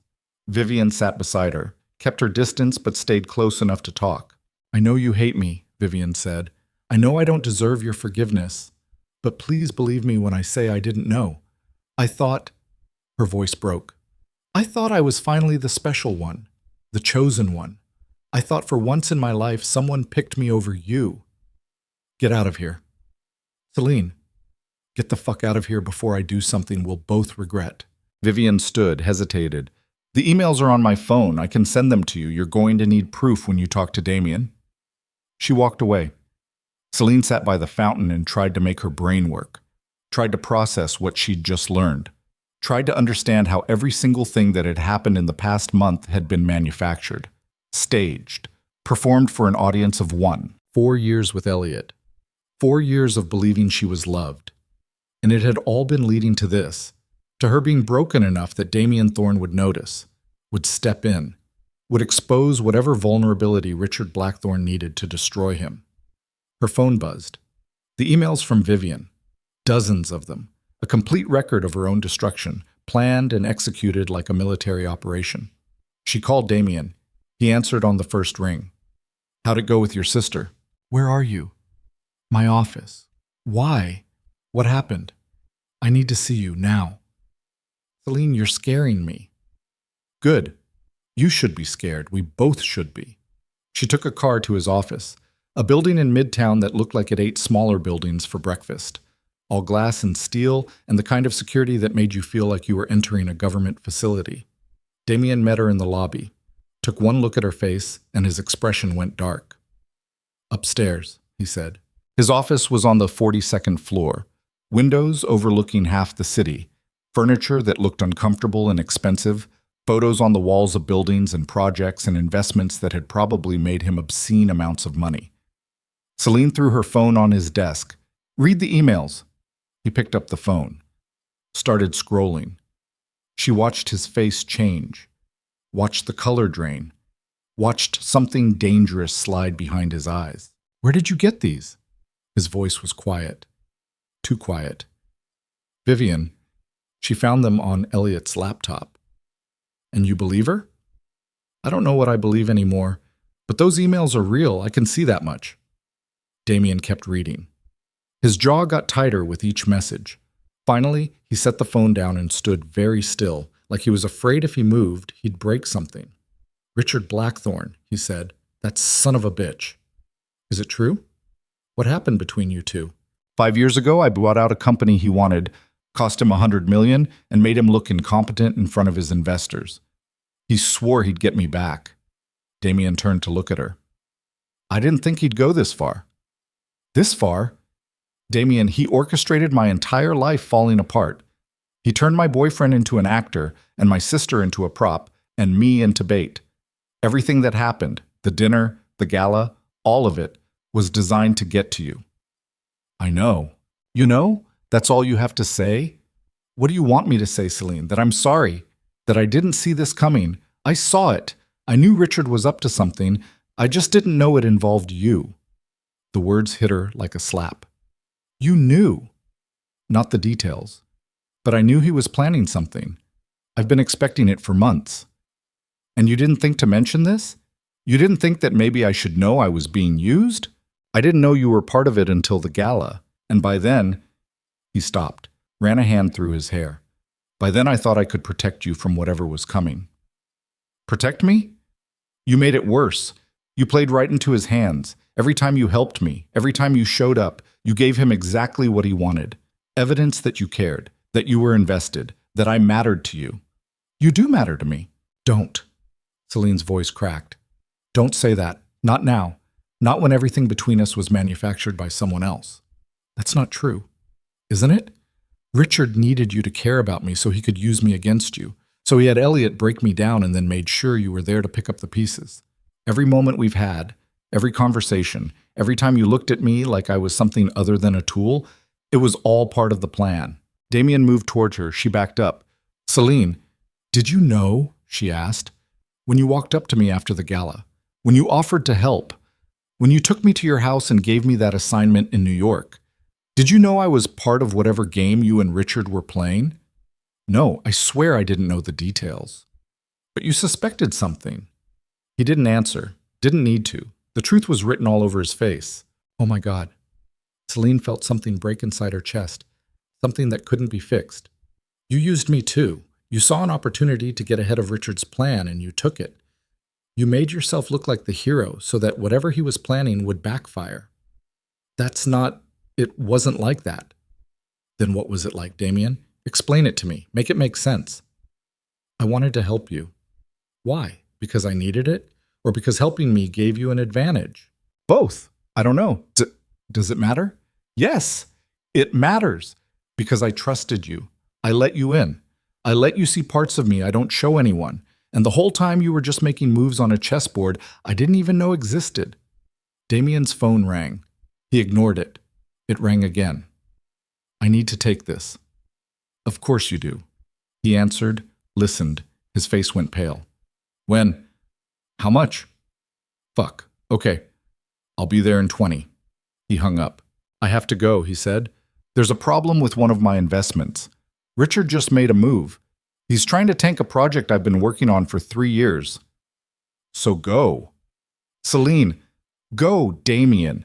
Go save your company. That's what this was always about anyway, wasn't it? Not me. Your war with Richard Blackthorne. You're wrong. Am I? Because from where I'm standing, I'm just collateral damage in a fight that has nothing to do with me. You used me to get to him. He used me to get to you, and I was stupid enough to think any of it was real. She walked toward the door. Damien grabbed her arm. Not hard, just enough to make her stop. Don't leave like this, he said. Why not? Because I care about you. That part wasn't a lie. Selene looked at him. Really looked. Tried to see past the expensive suit and the calculated expressions and the fortress he'd built around himself. Tried to find something real, but all she saw was another man who'd lied to her. Let go of me, she said quietly. He did. She left. Took the elevator down 42 floors. Walked out into a city that suddenly felt like a trap. Every building was a monument to money and power and people who played games with other people's lives. Every street corner was a reminder that she'd been stupid enough to believe she mattered. Her phone rang. Damien. She declined. It rang again. She powered it off. She walked until her feet hurt, until the sun started going down and the city lights came on like a million tiny fires. She ended up back at her hotel. Sat on the bed and stared at the wall and tried to figure out what happened next. Because the New York assignment was real. The photos were real. Her work was real. But everything else, every moment of the past month that had felt like finally becoming someone, had been orchestrated by men she'd never even met. Her pain had been designed. Her recovery had been planned. Even her anger had been accounted for and factored into someone's strategy. She pulled out her laptop, opened her email, found the message from Jennifer Mills about the shoot. The photos are incredible. You have a real gift for seeing people. I'd love to work with you again. Real gift. Real work. Real future. Built on a foundation of lies. Her phone was still off. She turned it back on. 47 missed calls from Damien. 19 text messages. The last one read, "Please call me. I can explain everything. Please." There was also a message from an unknown number. "You're learning. Good. But you're not quite there yet. Come see me when you're ready to hear the truth about Damien Thorne and what he really wants from you." R.B. Richard Blackthorne, the man who'd orchestrated everything. Selene stared at the message until the words stopped making sense. She had 3 choices. Call Damien back, listen to his explanations, try to figure out what was real and what was performance in whatever they'd had together. Ignore everything. Take the work from New York Magazine and build a career and pretend the past month had never happened, or walk straight into the fire. Meet with Richard Blackthorne. Hear what he had to say. Get the truth from the person who'd been pulling the strings all along. The smart choice was obvious. Walk away. Protect herself. Don't get any more entangled in a war between billionaires who saw people as game pieces. But Selene was so tired of being smart, so tired of protecting herself, so tired of being the person things happened to instead of the person who made things happen. She typed a response to Richard Blackthorne. Where and when? His answer came in seconds. Tomorrow, noon, my office. Come alone. Selene threw the phone across the room. It hit the wall and didn't break, neither did she, not yet.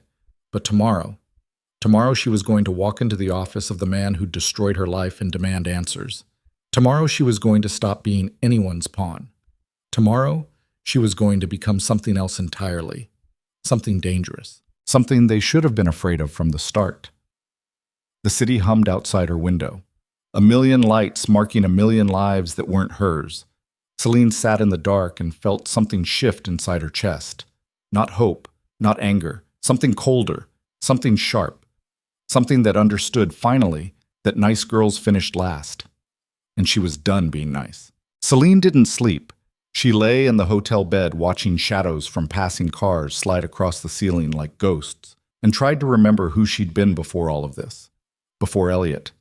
Before Vivian. Before Damien and Richard Blackthorne, and the realization that her entire life had been a stage play written by people who'd never bothered to tell her she was performing. By the time dawn broke, she'd made peace with something fundamental. She was done being scared. At 11:30, she put on the same silver dress from the gala, the one that had made her feel powerful when she'd walked into the Blackthorn Foundation beside Damien. It felt different now. Heavier, like armor instead of costume. She tied her hair back so tight it pulled at her scalp, put on makeup that made her look harder than she felt. Red lipstick that looked like a warning. The address Richard Blackthorn had sent led to a building in Midtown that made Damien's office look modest. 70 floors of glass and steel that probably had its own zip code. Security in the lobby that looked like they moonlighted as Secret Service. The kind of wealth that didn't apologize for existing. Selene gave her name. A guard made a call. 2 minutes later, she was in an elevator shooting toward the top floor fast enough to make her ears pop. The doors opened directly into Richard Blackthorn's office. It was obscene. That was the only word for it. Windows on 3 sides overlooking a city that looked like a toy from this height. Furniture that probably cost more than most people's houses. Art on the walls that belonged in museums. And in the center of it all, behind a desk that could have doubled as a landing strip, sat Richard Blackthorn himself. He looked exactly like he had at the gala. Silver hair perfect. Suit immaculate. Smile practiced and empty. The kind of man who'd spent 70 years learning how to look trustworthy while being anything but. Miss Mercer. He stood, extended a hand. Thank you for coming. Selene didn't take it. Let's skip the pleasantries. You destroyed my life. I want to know why. Richard withdrew his hand without a flicker of offense. Direct. I appreciate that. Please, sit. I'll stand. Suit yourself. He settled back into his chair. Though I should tell you, this conversation might take a while. You're going to want to be comfortable. What I want is answers. And you'll get them. But first, let me correct something. I didn't destroy your life, Miss Mercer. Your life was already destroyed. I simply arranged for the destruction to happen in a way that was useful to me. The words hit like a physical blow. Selene's hands clenched into fists. Elliot loved me. Did he? How do you know? We were together for 4 years. And in those 4 years, did he ever choose you? Really choose you? Or did he keep you around because you were convenient? Safe? The kind of woman who wouldn't ask for too much, or expect too much, or become too much. Selene wanted to argue, wanted to defend Elliot and the 4 years she'd given him, and the version of love she'd believed they'd had. But the words stuck in her throat because somewhere deep down, she'd always known Richard was right. Elliot came to me 18 months ago, Richard continued. He was ambitious but stuck. Working a job he hated, dating a woman he found boring, watching his friends get promoted while he stayed stagnant. He wanted more. I offered him a way to get it, by destroying me, by creating an opportunity. You see, I'd been watching Damien Thorne for years, waiting for an opening. He's careful, Miss Mercer. Paranoid even. The Miranda situation made him that way. He doesn't let people in, doesn't trust easily. But I noticed something interesting about him. Richard stood, walked to the windows. Selene stayed where she was, every muscle in her body coiled tight. He has a weakness for broken things, Richard said. Specifically, people who've been betrayed the way he was betrayed. It's his blind spot, the one crack in an otherwise impenetrable fortress. So I decided to create the perfect broken thing and see if he'd take the bait. Me. You. Beautiful enough to be interesting. Accomplished enough to have potential. But most importantly, pathetic enough to need saving. He turned to face her. Don't look at me like that. I'm being honest. That's what you came here for, isn't it? Honesty? You're a monster. I'm a businessman. There's a difference. Monsters destroy for pleasure. I destroy for profit. What profit? What could you possibly gain from orchestrating my humiliation? Richard smiled. It didn't reach his eyes. Access. You see, Damien Thorne is about to close a deal worth $3 billion. A merger that will make him one of the most powerful men in global infrastructure. I want that deal, have wanted it for 5 years. But I couldn't get near it because Damien made sure I was shut out of every negotiation, every conversation, every room where it mattered. He moved back to his desk, pulled out a folder, slid it across the polished surface towards Selene. Until you. Selene looked at the folder like it might explode. What is that? Open it. She didn't move. Open it, Miss Mercer. You've come this far. Might as well see what you're actually worth. Her hands shook as she picked up the folder. Inside were photographs. Her and Damien at the gala. Her and Damien getting into his car. Her and Damien on his balcony, wine glasses in hand, standing closer than friends should stand. Dozens of photos documenting every moment they'd spent together over the past month. Underneath the photos were documents, emails, financial records, a dossier on Damien Thorne that laid out every investment, every deal, every vulnerability he'd ever had. And at the bottom, a contract between Richard Blackthorne and someone named Marcus Chen, a business partner Damien had been courting for the infrastructure merger, a man who, according to the contract, had agreed to pull out of Damien's deal and sign with Richard instead. The date on the contract was yesterday. "I don't understand," Selene said. Her voice sounded distant. "Marcus Chen is old-fashioned. He believes business is personal. He doesn't trust men who can't maintain relationships, who can't show loyalty, who can't put people before profit. For 3 years, Damien has been selling himself as exactly that kind of man. Ethical, human, different from predators like me." Richard's smile widened. "But then I showed Marcus the photos, showed him evidence that Damien Thorne had pursued a vulnerable young woman, isolated her from her family, installed her in his home, and used her trauma to make himself look like a hero. I painted a picture of a man so desperate for redemption that he'd manipulate someone's pain for his own emotional gratification." Selene's stomach turned over. "That's not what happened, isn't it? How do you know? You said it yourself yesterday. Everything about your relationship with Damien was built on a foundation I created. How can you trust any of it was real when the circumstances that brought you together were manufactured?" "Damien didn't know. He didn't know Elliot was working for you." "Are you sure? Because I have emails suggesting otherwise." Richard pulled out his phone, scrolled, showed her the screen. It was a message from Damien to someone whose name was redacted, dated 2 weeks before the family dinner that destroyed everything. "Keep me updated on the Mercer situation. If Blackthorne is making a move, I want to know about it." Below that, another message. "The boyfriend is the weak point. Watch him." And another. "If this goes the way I think it will, we might be able to use it." Selene felt the room tilt. "No, that doesn't prove anything. He could have been investigating you, trying to protect you. He didn't know you existed 2 weeks before that dinner, but he knew I was planning something, and he decided to get ahead of it, to position himself as your savior so that when I made my move, he'd already have control of the board." Richard took his phone back. "You were never a person to him, Miss Mercer. You were a countermove, a defensive strategy, a way to neutralize whatever trap I was setting by springing it on his terms instead of mine." "You're lying." "Am I? Then why hasn't he called you today? Why hasn't he shown up here to stop this meeting? Because he knows it doesn't matter. The damage is done. Marcus Chen signed with me yesterday. Damien's deal is dead. And you?" Richard's expression almost looked pitying. "You're just collateral damage in a war you never had any business being part of." Selene's phone buzzed in her purse.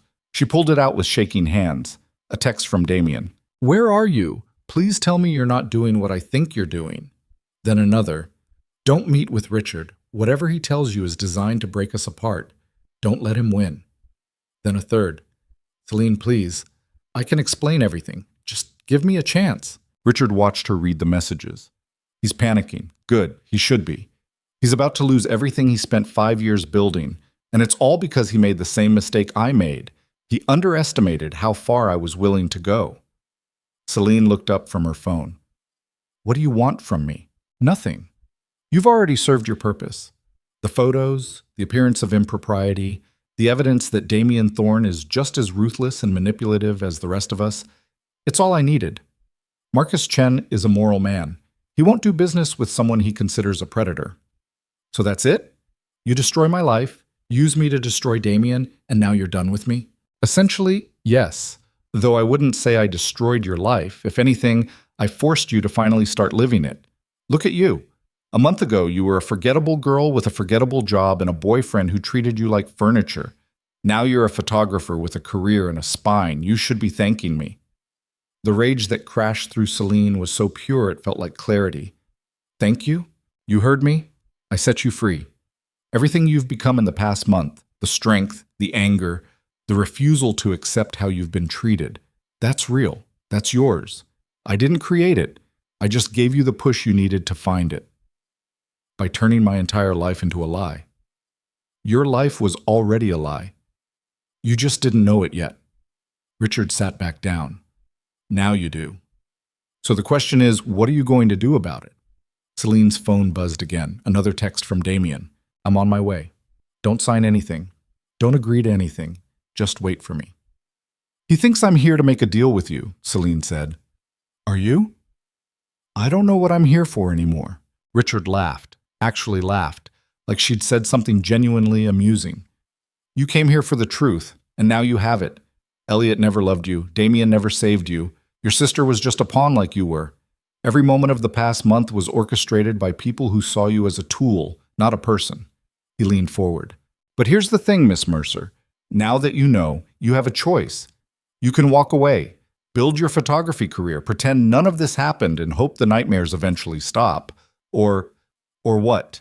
Or you can burn it all down. Damien used you. I used you. Your family abandoned you. Elliot betrayed you. Every single person in your life has treated you like you're disposable.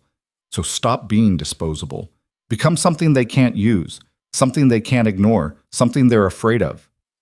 The words settled into Celine's chest like stones. How? She asked. Richard smiled. Tell your story. All of it. The betrayal, the manipulation, the private investigator your mother hired, the billionaires who played chess with your life. Give an interview, write a book, create a documentary. Turn your pain into something so public and so loud that everyone who hurt you has to answer for it. That would destroy them. Yes, it would. It would destroy me too, my career, my reputation, everything I've built in the past month. Maybe. Or maybe it would make you unforgettable. The woman who refused to be silent, who looked powerful men in the eye and said, you don't get to do this to people. Not anymore. Not without consequences. Celine's head was spinning. Why are you telling me this? What do you get out of it? Entertainment mostly. I've already won. Damien's deal is dead. His reputation is compromised. I got what I wanted. But I'm curious to see what you'll do now that you know the truth. Will you slink away quietly, or will you make them all regret underestimating you? The elevator chimed. Damien stepped out. He looked like he'd run the entire way. His tie was loose. His hair was disheveled. His face was pale, and his eyes were wild, and he looked at Selene standing in front of Richard Blackthorne's desk like he was watching her stand at the edge of a cliff. Selene, step away from him. Damien. Richard's voice was warm, mocking. So good of you to join us. We were just discussing Miss Mercer's future. Don't listen to anything he says. He's a liar. So are you. Celine's voice came out flat. Dead. I saw the emails, the ones where you were tracking the Mercer situation 2 weeks before the dinner. You knew Richard was planning something involving me, and you decided to use it. Damien's face went white. That's not... It wasn't like that. Then what was it like? Explain it to me. Make it make sense. I was investigating him. I knew he was up to something, but I didn't know what. When I found out Elliot Graves was on his payroll, I started watching him. And yes, I saw you. I saw what was happening, but I didn't orchestrate it. I didn't know Richard was going to have Elliot destroy you at that dinner. I just knew something was coming. And when it happened, you swooped in, the hero, right on cue. I was trying to help you. No. You were trying to control the situation, to get ahead of whatever Richard was planning by making me trust you first. Everything you did, the gala, the job offer, letting me stay at your house, it was all about managing Richard's play, not about helping me. That's not true. Damien moved closer. Richard stayed seated, watching like this was theater. Yes, I knew Richard was planning something. Yes, I tried to position myself strategically, but what happened between us, what's happening between us, that's real. How can I believe that when everything around it was manufactured? Because I'm standing here. Because I drove across the city in a panic when I realized where you were. Because I'm begging you not to let Richard Blackthorne turn you into a weapon he can use against me. Maybe I want to be a weapon. The words came out before Selene could stop them. Damien flinched like she'd hit him. Richard laughed. Oh, this is delicious. Better than I could have scripted. Shut up, Damien said without taking his eyes off Selene. Please, come with me. Let me explain everything. Away from him. Away from all of this. So you can explain how you're different from Richard? How you used me ethically? How your manipulation was justified because you were trying to protect me from his manipulation. It wasn't manipulation. I care about you. You care about winning. There's a difference. Selene, Stop saying my name like it means something. Like I'm a person to you instead of a chess piece you needed to control before Richard moved it somewhere else on the board. Damien's hands were shaking. She'd never seen him shake before. You're not a chess piece. You're what? What am I to you, Damien? Really? He opened his mouth, closed it, struggled with something that looked like it was tearing him apart from the inside. You're someone I didn't expect, he said finally. Someone who made me remember what it felt like to care about something other than revenge. Someone who reminded me I used to be human before I let anger turn me into whatever I am now. That's not an answer. It's the only answer I have. Selene looked at him, at the man who'd saved her and used her in equal measure, who'd given her a career and manipulated her circumstances, who'd made her feel powerful and turned her into a pawn without her ever knowing which was real. I don't know if I believe you, she said. I know, but I'm asking you to try. Why should I? Because the alternative is letting Richard win, letting him turn you into something bitter and destructive, letting him convince you that everyone who ever cared about you was just using you. Maybe they were. Then prove it. Walk away from both of us. Build your life without Richard's revenge and without my help. Show us both that you don't need anyone. It should have sounded like a challenge. Instead, it sounded like surrender. Richard cleared his throat. As touching as this is, I have a meeting in 20 minutes. Miss Mercer, you have my number. When you decide how you want to proceed, call me. I can connect you with journalists, publishers, anyone you need to tell your story. Damien, I believe you have a failed merger to explain to your investors. I'd wish you luck, but we both know you're beyond that now. Damien ignored him. His eyes stayed locked on Selene. Please, give me a chance to explain everything. Not here, not with him watching, just the two of us. Let me show you the truth. I don't know what truth even means anymore. Then let me help you find it. You've helped enough. The elevator chimed again. The doors opened and Vivian stepped out. She looked worse than she had yesterday. No makeup at all now. Hair unwashed. Clothes that looked slept in. She saw Selene and her face crumpled. Thank God. I thought I was too late. What are you doing here? Selene asked. I got a text from this number saying you were meeting with Richard Blackthorne. I don't know what I thought, that maybe I could stop you from doing something stupid. Who sent you that text? Vivian looked at Richard. He smiled and raised his hand like a kid in class. Guilty. I thought we could use another player in this little drama. Your sister's guilt is so palpable. It's wonderful. You're sick, Vivian said. I'm efficient. There's a difference. Richard stood. Now we have everyone. The victim, the savior, the betrayer, and the architect. All in one room. This feels like it should be the climax of something. It is, Selene said. The climax of me being done with all of you. She turned toward the elevator. Wait. Vivian grabbed her arm. Please. I know I don't deserve to ask for anything, but you need to know something about Elliot. I know everything I need to know about Elliot. No, you don't. Vivian's grip tightened. He's planning to go public with his version of events. He's giving an interview to some tabloid website about how you stole him away from me with help from Damien Thorne, how I was the victim of your jealousy and manipulation. The room went very quiet. He's what? Selene asked. He's rewriting history, making himself look like the victim, making you look like the villain. It's supposed to run tomorrow morning. Why would he do that? Richard laughed. Because I told him to, part of our agreement. He destroys you publicly, I pay him a bonus, everyone wins. Well, everyone except you. Something inside Selene finally broke. Not cracked, not bent, shattered completely. She turned to face Richard and felt something cold and sharp settle into place where fear used to live. You made a mistake, she said. Did I? You thought destroying me would break me. You thought if you took everything away, my family, my relationship, my sense of reality, I'd collapse, disappear, become forgettable again. And instead? Instead, you gave me nothing left to lose. She pulled out her phone, opened her camera, hit record.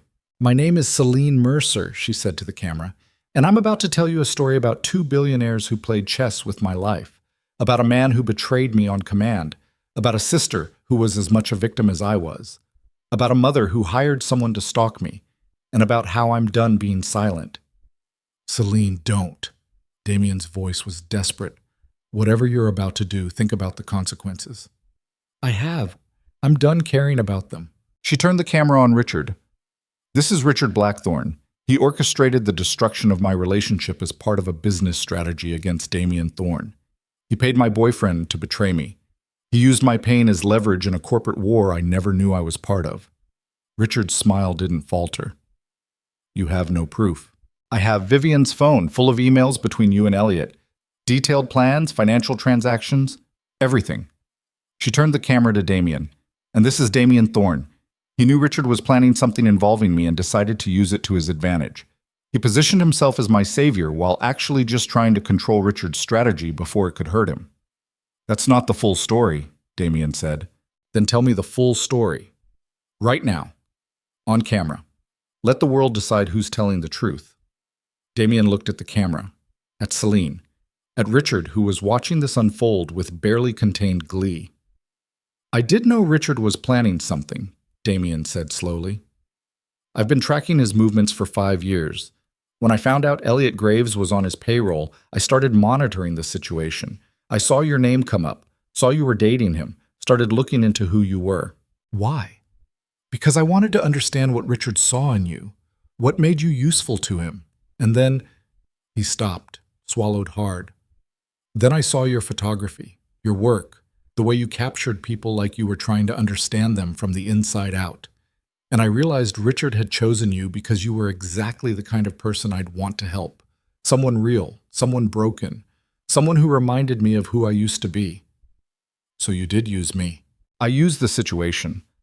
But what I feel for you, that's not strategy. That's not manipulation. That's me being terrified that I'm about to lose the first person in 5 years who made me want to be something other than angry. Selene kept the camera rolling. And when were you planning to tell me the truth? I don't know. Maybe never. Maybe I was hoping we'd get far enough that it wouldn't matter anymore. That what we had would be real enough to outweigh how it started.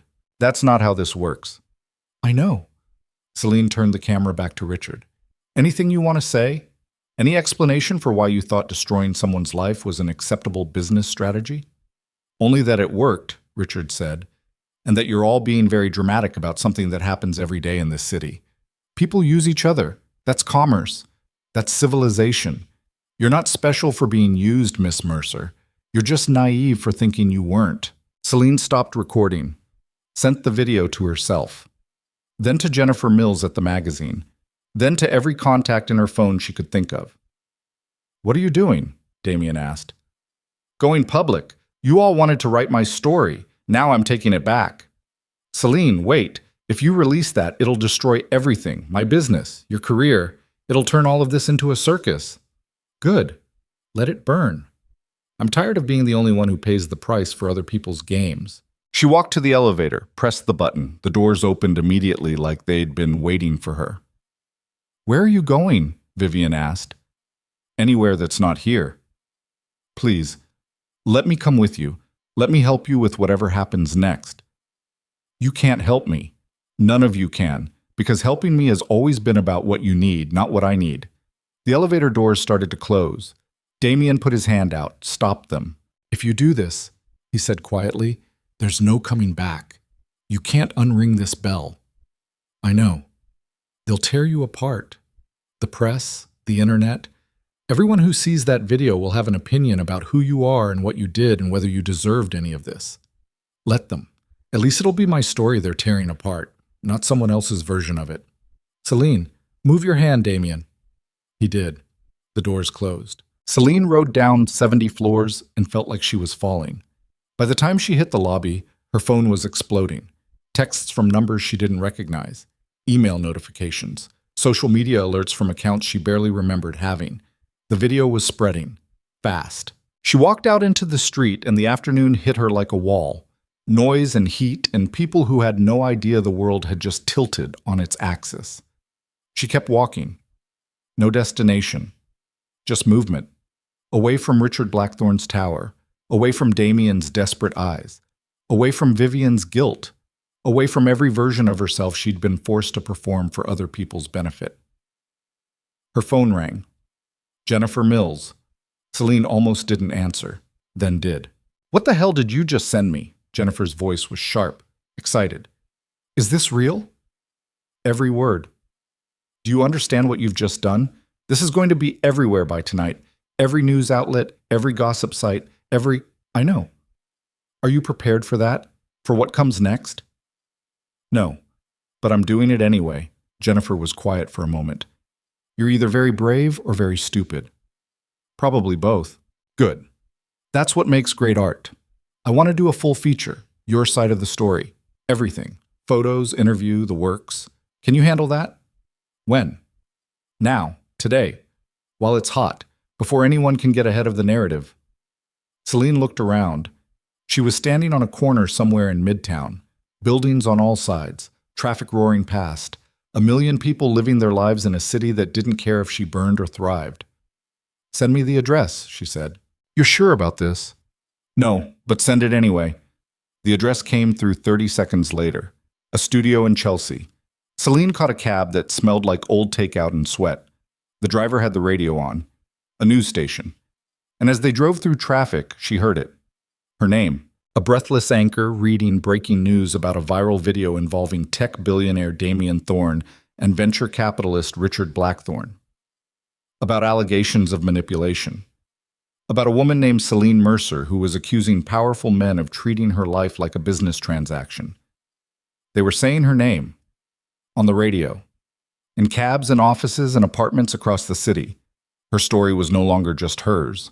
The studio in Chelsea was chaos.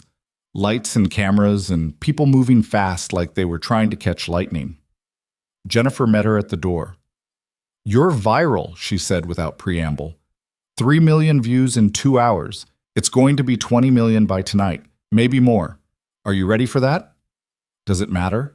Not anymore. You already lit the match. Now we just have to make sure you don't burn with it. Jennifer pulled her inside.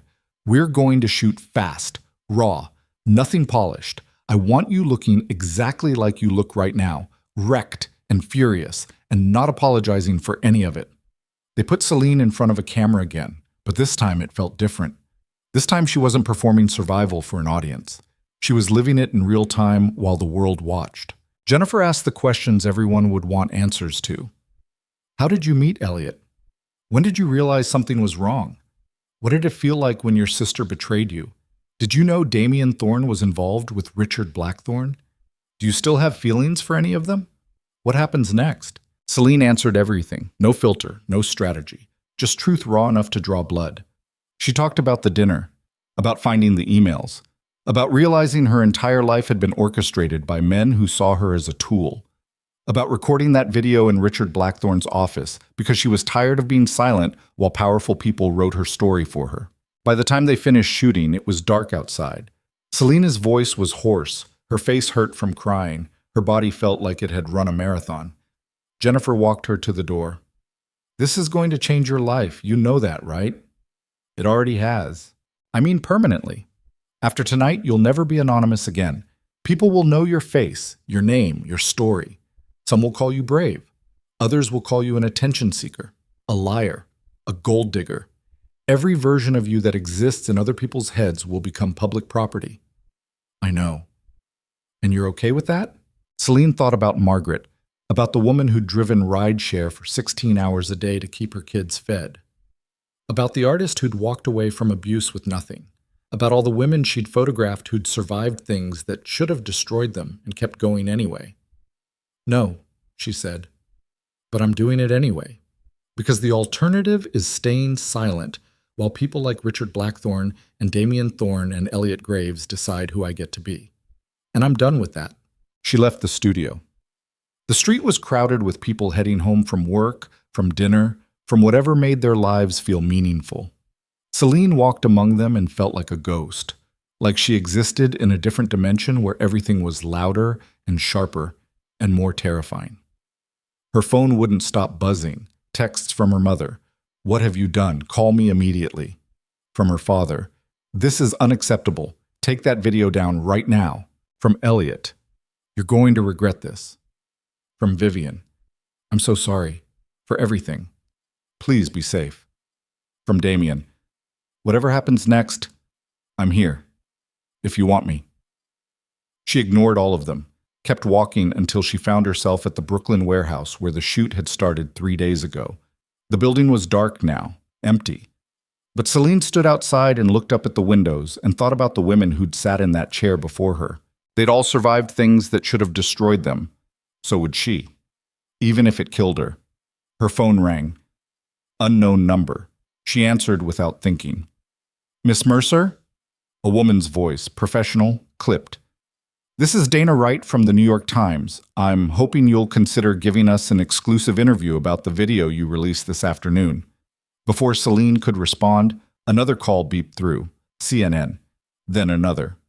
NBC. Then BBC, Guardian, Vogue, Vanity Fair, every outlet she'd ever heard of, and dozens she hadn't. They all wanted her story. They all wanted to know what happened next. Selene stood on a Brooklyn street corner while the city roared around her and realized with perfect clarity that she'd just declared war on some of the most powerful men in the country. And there was no going back. The only direction left was forward, into the fire, into whatever came next, into becoming someone none of them saw coming. She answered the next call. This is Selene Mercer, she said, and I'll tell you everything. The war had just begun. The first 72 hours after the video went viral, Selene didn't sleep. She gave interviews until her voice gave out, sat in studio after studio under lights hot enough to burn, while anchors and journalists and podcast hosts asked her the same questions in slightly different words. Tell us what happened. How did it feel? What do you want people to know? She answered until the words stopped sounding like words and started sounding like noise. Until her story stopped being something she'd lived and became something she performed. A script she'd memorized through repetition. By day 4, the video had 40 million views. Her face was everywhere. Magazine covers. Think pieces. Twitter threads dissecting every frame, every word, every micro-expression. Half the internet called her brave. The other half called her a liar, an opportunist, a woman weaponizing victimhood for attention. They said she'd slept her way into Damien Thorne's life, that she'd orchestrated everything herself for fame, that her tears were calculated and her pain was performance art designed to destroy powerful men who'd done nothing wrong. The truth didn't matter anymore, only the narrative. And everyone had one. Elliot gave his interview as promised, painted himself as the victim of Selene's jealousy and manipulation, said she'd always been unstable, controlling, impossible to love, that leaving her for Vivian had been an act of survival, not betrayal. The tabloid ate it up, ran photos of him looking wounded and noble under headlines that asked, was Selene Mercer the real villain all along? Vivian went quiet, deleted her social media, disappeared so completely that journalists started showing up at Eleanor Mercer's house demanding to know where the sister was hiding. Eleanor gave one statement through a lawyer that said the family was devastated by Selene's accusations and would not be commenting further. The subtext was clear. Selene had committed some unforgivable betrayal by speaking publicly about private family matters. Richard Blackthorne held a press conference, stood in front of cameras and microphones with the kind of calm that came from having lawyers who cost $1,000 an hour. He said Selene was a disturbed young woman who'd misinterpreted a business relationship between himself and Elliot Graves, that he'd never orchestrated anything, that if she had evidence, she should present it in court rather than on social media. His lawyers sent Selene a cease and desist letter that same afternoon, demanded she retract her statements or face a defamation lawsuit that would destroy whatever life she had left. And Damien disappeared. His office released a statement saying he was taking time away to deal with personal matters. His social media went dark. His phone went to voicemail. For 2 weeks, the man who'd been the center of Selene's entire world simply ceased to exist in any public way. Selene tried not to care. Failed. On day 15, Jennifer Mills called. We need to talk. Can you come to the office? The magazine's office was in a building that tried to look artistic, but mostly looked expensive. Jennifer met Selene in a conference room with windows overlooking the city. She looked tired, older than she had 3 weeks ago. The feature's dead, Jennifer said without preamble. Selene felt something in her chest go cold. What? Legal killed it. Too much liability. Between Richard Blackthorne's lawsuit threats and the lack of hard evidence to back up your claims, they don't want to touch it. I have evidence, Vivian's phone, the emails, which Vivian is now refusing to let us see. Her lawyers contacted us yesterday. Said if we publish anything using material from her phone, she'll sue for invasion of privacy. Jennifer rubbed her eyes. I'm sorry, Selene, I fought for it, but the magazine isn't willing to risk a legal battle with Richard Blackthorne over a story that's already been told 100 times by tabloids. So that's it? I destroyed my life for nothing? Not nothing. You got your story out. Millions of people heard it. That matters. Does it? Because from where I'm sitting, all I did was make myself unemployable and turn my trauma into entertainment for strangers. Jennifer was quiet for a long moment. Do you regret it? Selene thought about Margaret, about the women she'd photographed who'd survived by refusing to stay silent even when silence would have been easier. About the girl she'd been 4 weeks ago who'd believed being quiet and accommodating and small would keep her safe. I don't know, she said honestly. Ask me in a year. She left the magazine's office and walked. The city felt different now. Everywhere she went, people stared. Some recognized her from the video. Others just sensed something was wrong, some invisible mark that said, "This person is broken." She bought coffee from shops where baristas whispered as she left, rode subways where commuters pretended not to look while filming her on their phones, existed in a world where privacy had become a luxury she could no longer afford. Her phone rang. Unknown number. She'd stopped answering unknown numbers 3 days ago when someone had gotten her number and called just to tell her she deserved everything that was happening to her. But something made her answer this one. Miss Mercer, this is Patricia Chen. I'm Marcus Chen's wife. Selene stopped walking. I don't understand. I know, but I need you to meet me. Today, if possible. There's something you should know about Richard Blackthorne and what he did to my husband. They met at a restaurant in the financial district, the kind of place where deals were made over meals that cost more than most people's rent. Patricia Chen was 60, maybe, with silver hair and eyes that had seen enough to not be surprised by anything. She wore a navy suit that probably cost more than Celine's entire wardrobe and carried herself like someone who'd spent decades navigating rooms full of men who underestimated her. Thank you for coming, Patricia said once they were seated. I know this is strange. Strange is relative at this point. Patricia smiled. It didn't reach her eyes. I saw your video, the one you recorded in Richard Blackthorne's office. My husband saw it too. Is that why he pulled out of Damien's deal? No. He pulled out because Richard showed him doctored photos that made it look like Damien Thorne was involved in some kind of inappropriate relationship with a vulnerable young woman. My husband is old-fashioned about such things. He won't do business with men he considers predators. They weren't doctored. I was staying at Damien's house. I know, but the context was removed. The photos made it look like something it wasn't. Patricia took a sip of water. After your video went viral, I did some digging, called in favors with people who know things, and I found out Richard Blackthorne has done this before. Used personal destruction as a business strategy. Destroyed relationships, reputations, lives, all in service of deals worth billions. Celine's hands tightened around her coffee cup. Why are you telling me this? Because I convinced my husband to watch your video again. Really watch it. And he realized he'd been manipulated. That Richard had used his moral code against him to steal a deal he had no right to. Patricia leaned forward. Marcus is meeting with Damien Thorne tomorrow to discuss reinstating their partnership. But there's a condition. What condition? Damien has to come clean, publicly, about everything. His involvement with you, his knowledge of Richard's plan, all of it. No more shadows, no more strategic positioning, just truth. And if he doesn't, then the deal stays dead, and Richard wins. Patricia's expression softened slightly.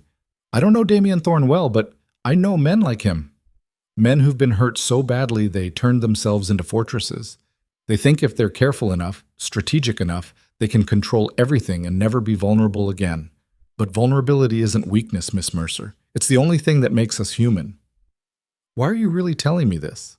Because I think you deserve to know what your video actually accomplished. You didn't just tell your story. You exposed a system that powerful men have used for decades to destroy anyone who threatened them. And now there are consequences. Real ones. Richard Blackthorne is being investigated by 3 different regulatory agencies for business practices that might be criminal. Elliot Graves is being sued by 2 of his former employers for breach of contract, and Damian Thorne has a chance to rebuild everything, but only if he's willing to be honest about how he lost it. Patricia stood. The meeting is tomorrow at noon, Damian's office. I don't know if you should be there, but I thought you should know it's happening. She left. Selene sat in the restaurant and felt the weight of information she didn't know how to process. Her video had done something, not what she'd intended maybe. Not some clean victory where everyone who hurt her faced consequences and she emerged unscathed, but something real, something that mattered beyond her own pain. She pulled out her phone, scrolled through weeks of ignored messages, found Damian's last text. Whatever happens next, I'm here, if you want me. She stared at it for a long time, then she typed, tomorrow, noon, your office. Don't make me regret this. His response came in seconds. I won't. Selene didn't sleep that night either. She lay in her hotel room. She'd been living in hotels for 3 weeks, unable to face going back to her apartment or staying at Damian's house, and tried to figure out what she wanted to say, what she wanted to hear, what forgiveness might look like if it existed at all. By the time noon arrived, she'd given up on having answers. Damian's office building looked different in daylight, less intimidating, more tired, like a monument to something that had already started crumbling. Security recognized her, sent her up without questions. The elevator ride felt longer than it had 3 weeks ago. Selene watched the numbers climb and felt her heart try to punch its way out of her chest. When the doors opened, Damian was there, waiting. He looked like hell. There was no other word for it. His suit was wrinkled. His hair was too long. He had shadows under his eyes that suggested he'd been sleeping about as well as she had. But when he saw her, something shifted in his expression. Relief, fear, hope, all of it at once. You came, he said. Patricia Chen thought I should. I'm glad she did. They stood in the elevator lobby, not moving, not speaking, just existing in the same space for the first time since she'd recorded that video in Richard Blackthorne's office. Marcus Chen is in the conference room, Damian said finally, with his lawyers. They want to hear my side before they decide whether to reinstate the deal. Patricia told me. She also told me I have to be honest, completely honest, about everything. Are you going to be? I don't know how to be anything else anymore. He looked at her, really looked. Sorry, Selene, for all of it. For knowing Richard was planning something and not warning you. For using your situation to get ahead of his strategy. For every moment I let you think I was helping you when I was really just trying to control the narrative. Okay? Okay? I don't forgive you. Not yet. Maybe not ever. But I understand why you did it. And I understand that in your position, I might have done the same thing. She took a breath. But that doesn't make it right. And it doesn't mean I trust you. I know. So where does that leave us? I don't know. But I'd like to find out. If you'll let me. Before Selene could answer, the conference room door opened. Marcus Chen stepped out. He was 70, maybe older, with white hair and the kind of presence that made you stand up straighter without meaning to. He looked at Selene, then at Damian. Miss Mercer, he said, I'm glad you're here. I think you should hear this too. The conference room was full of people in expensive suits. Lawyers, probably. Assistants. People whose job was to make sure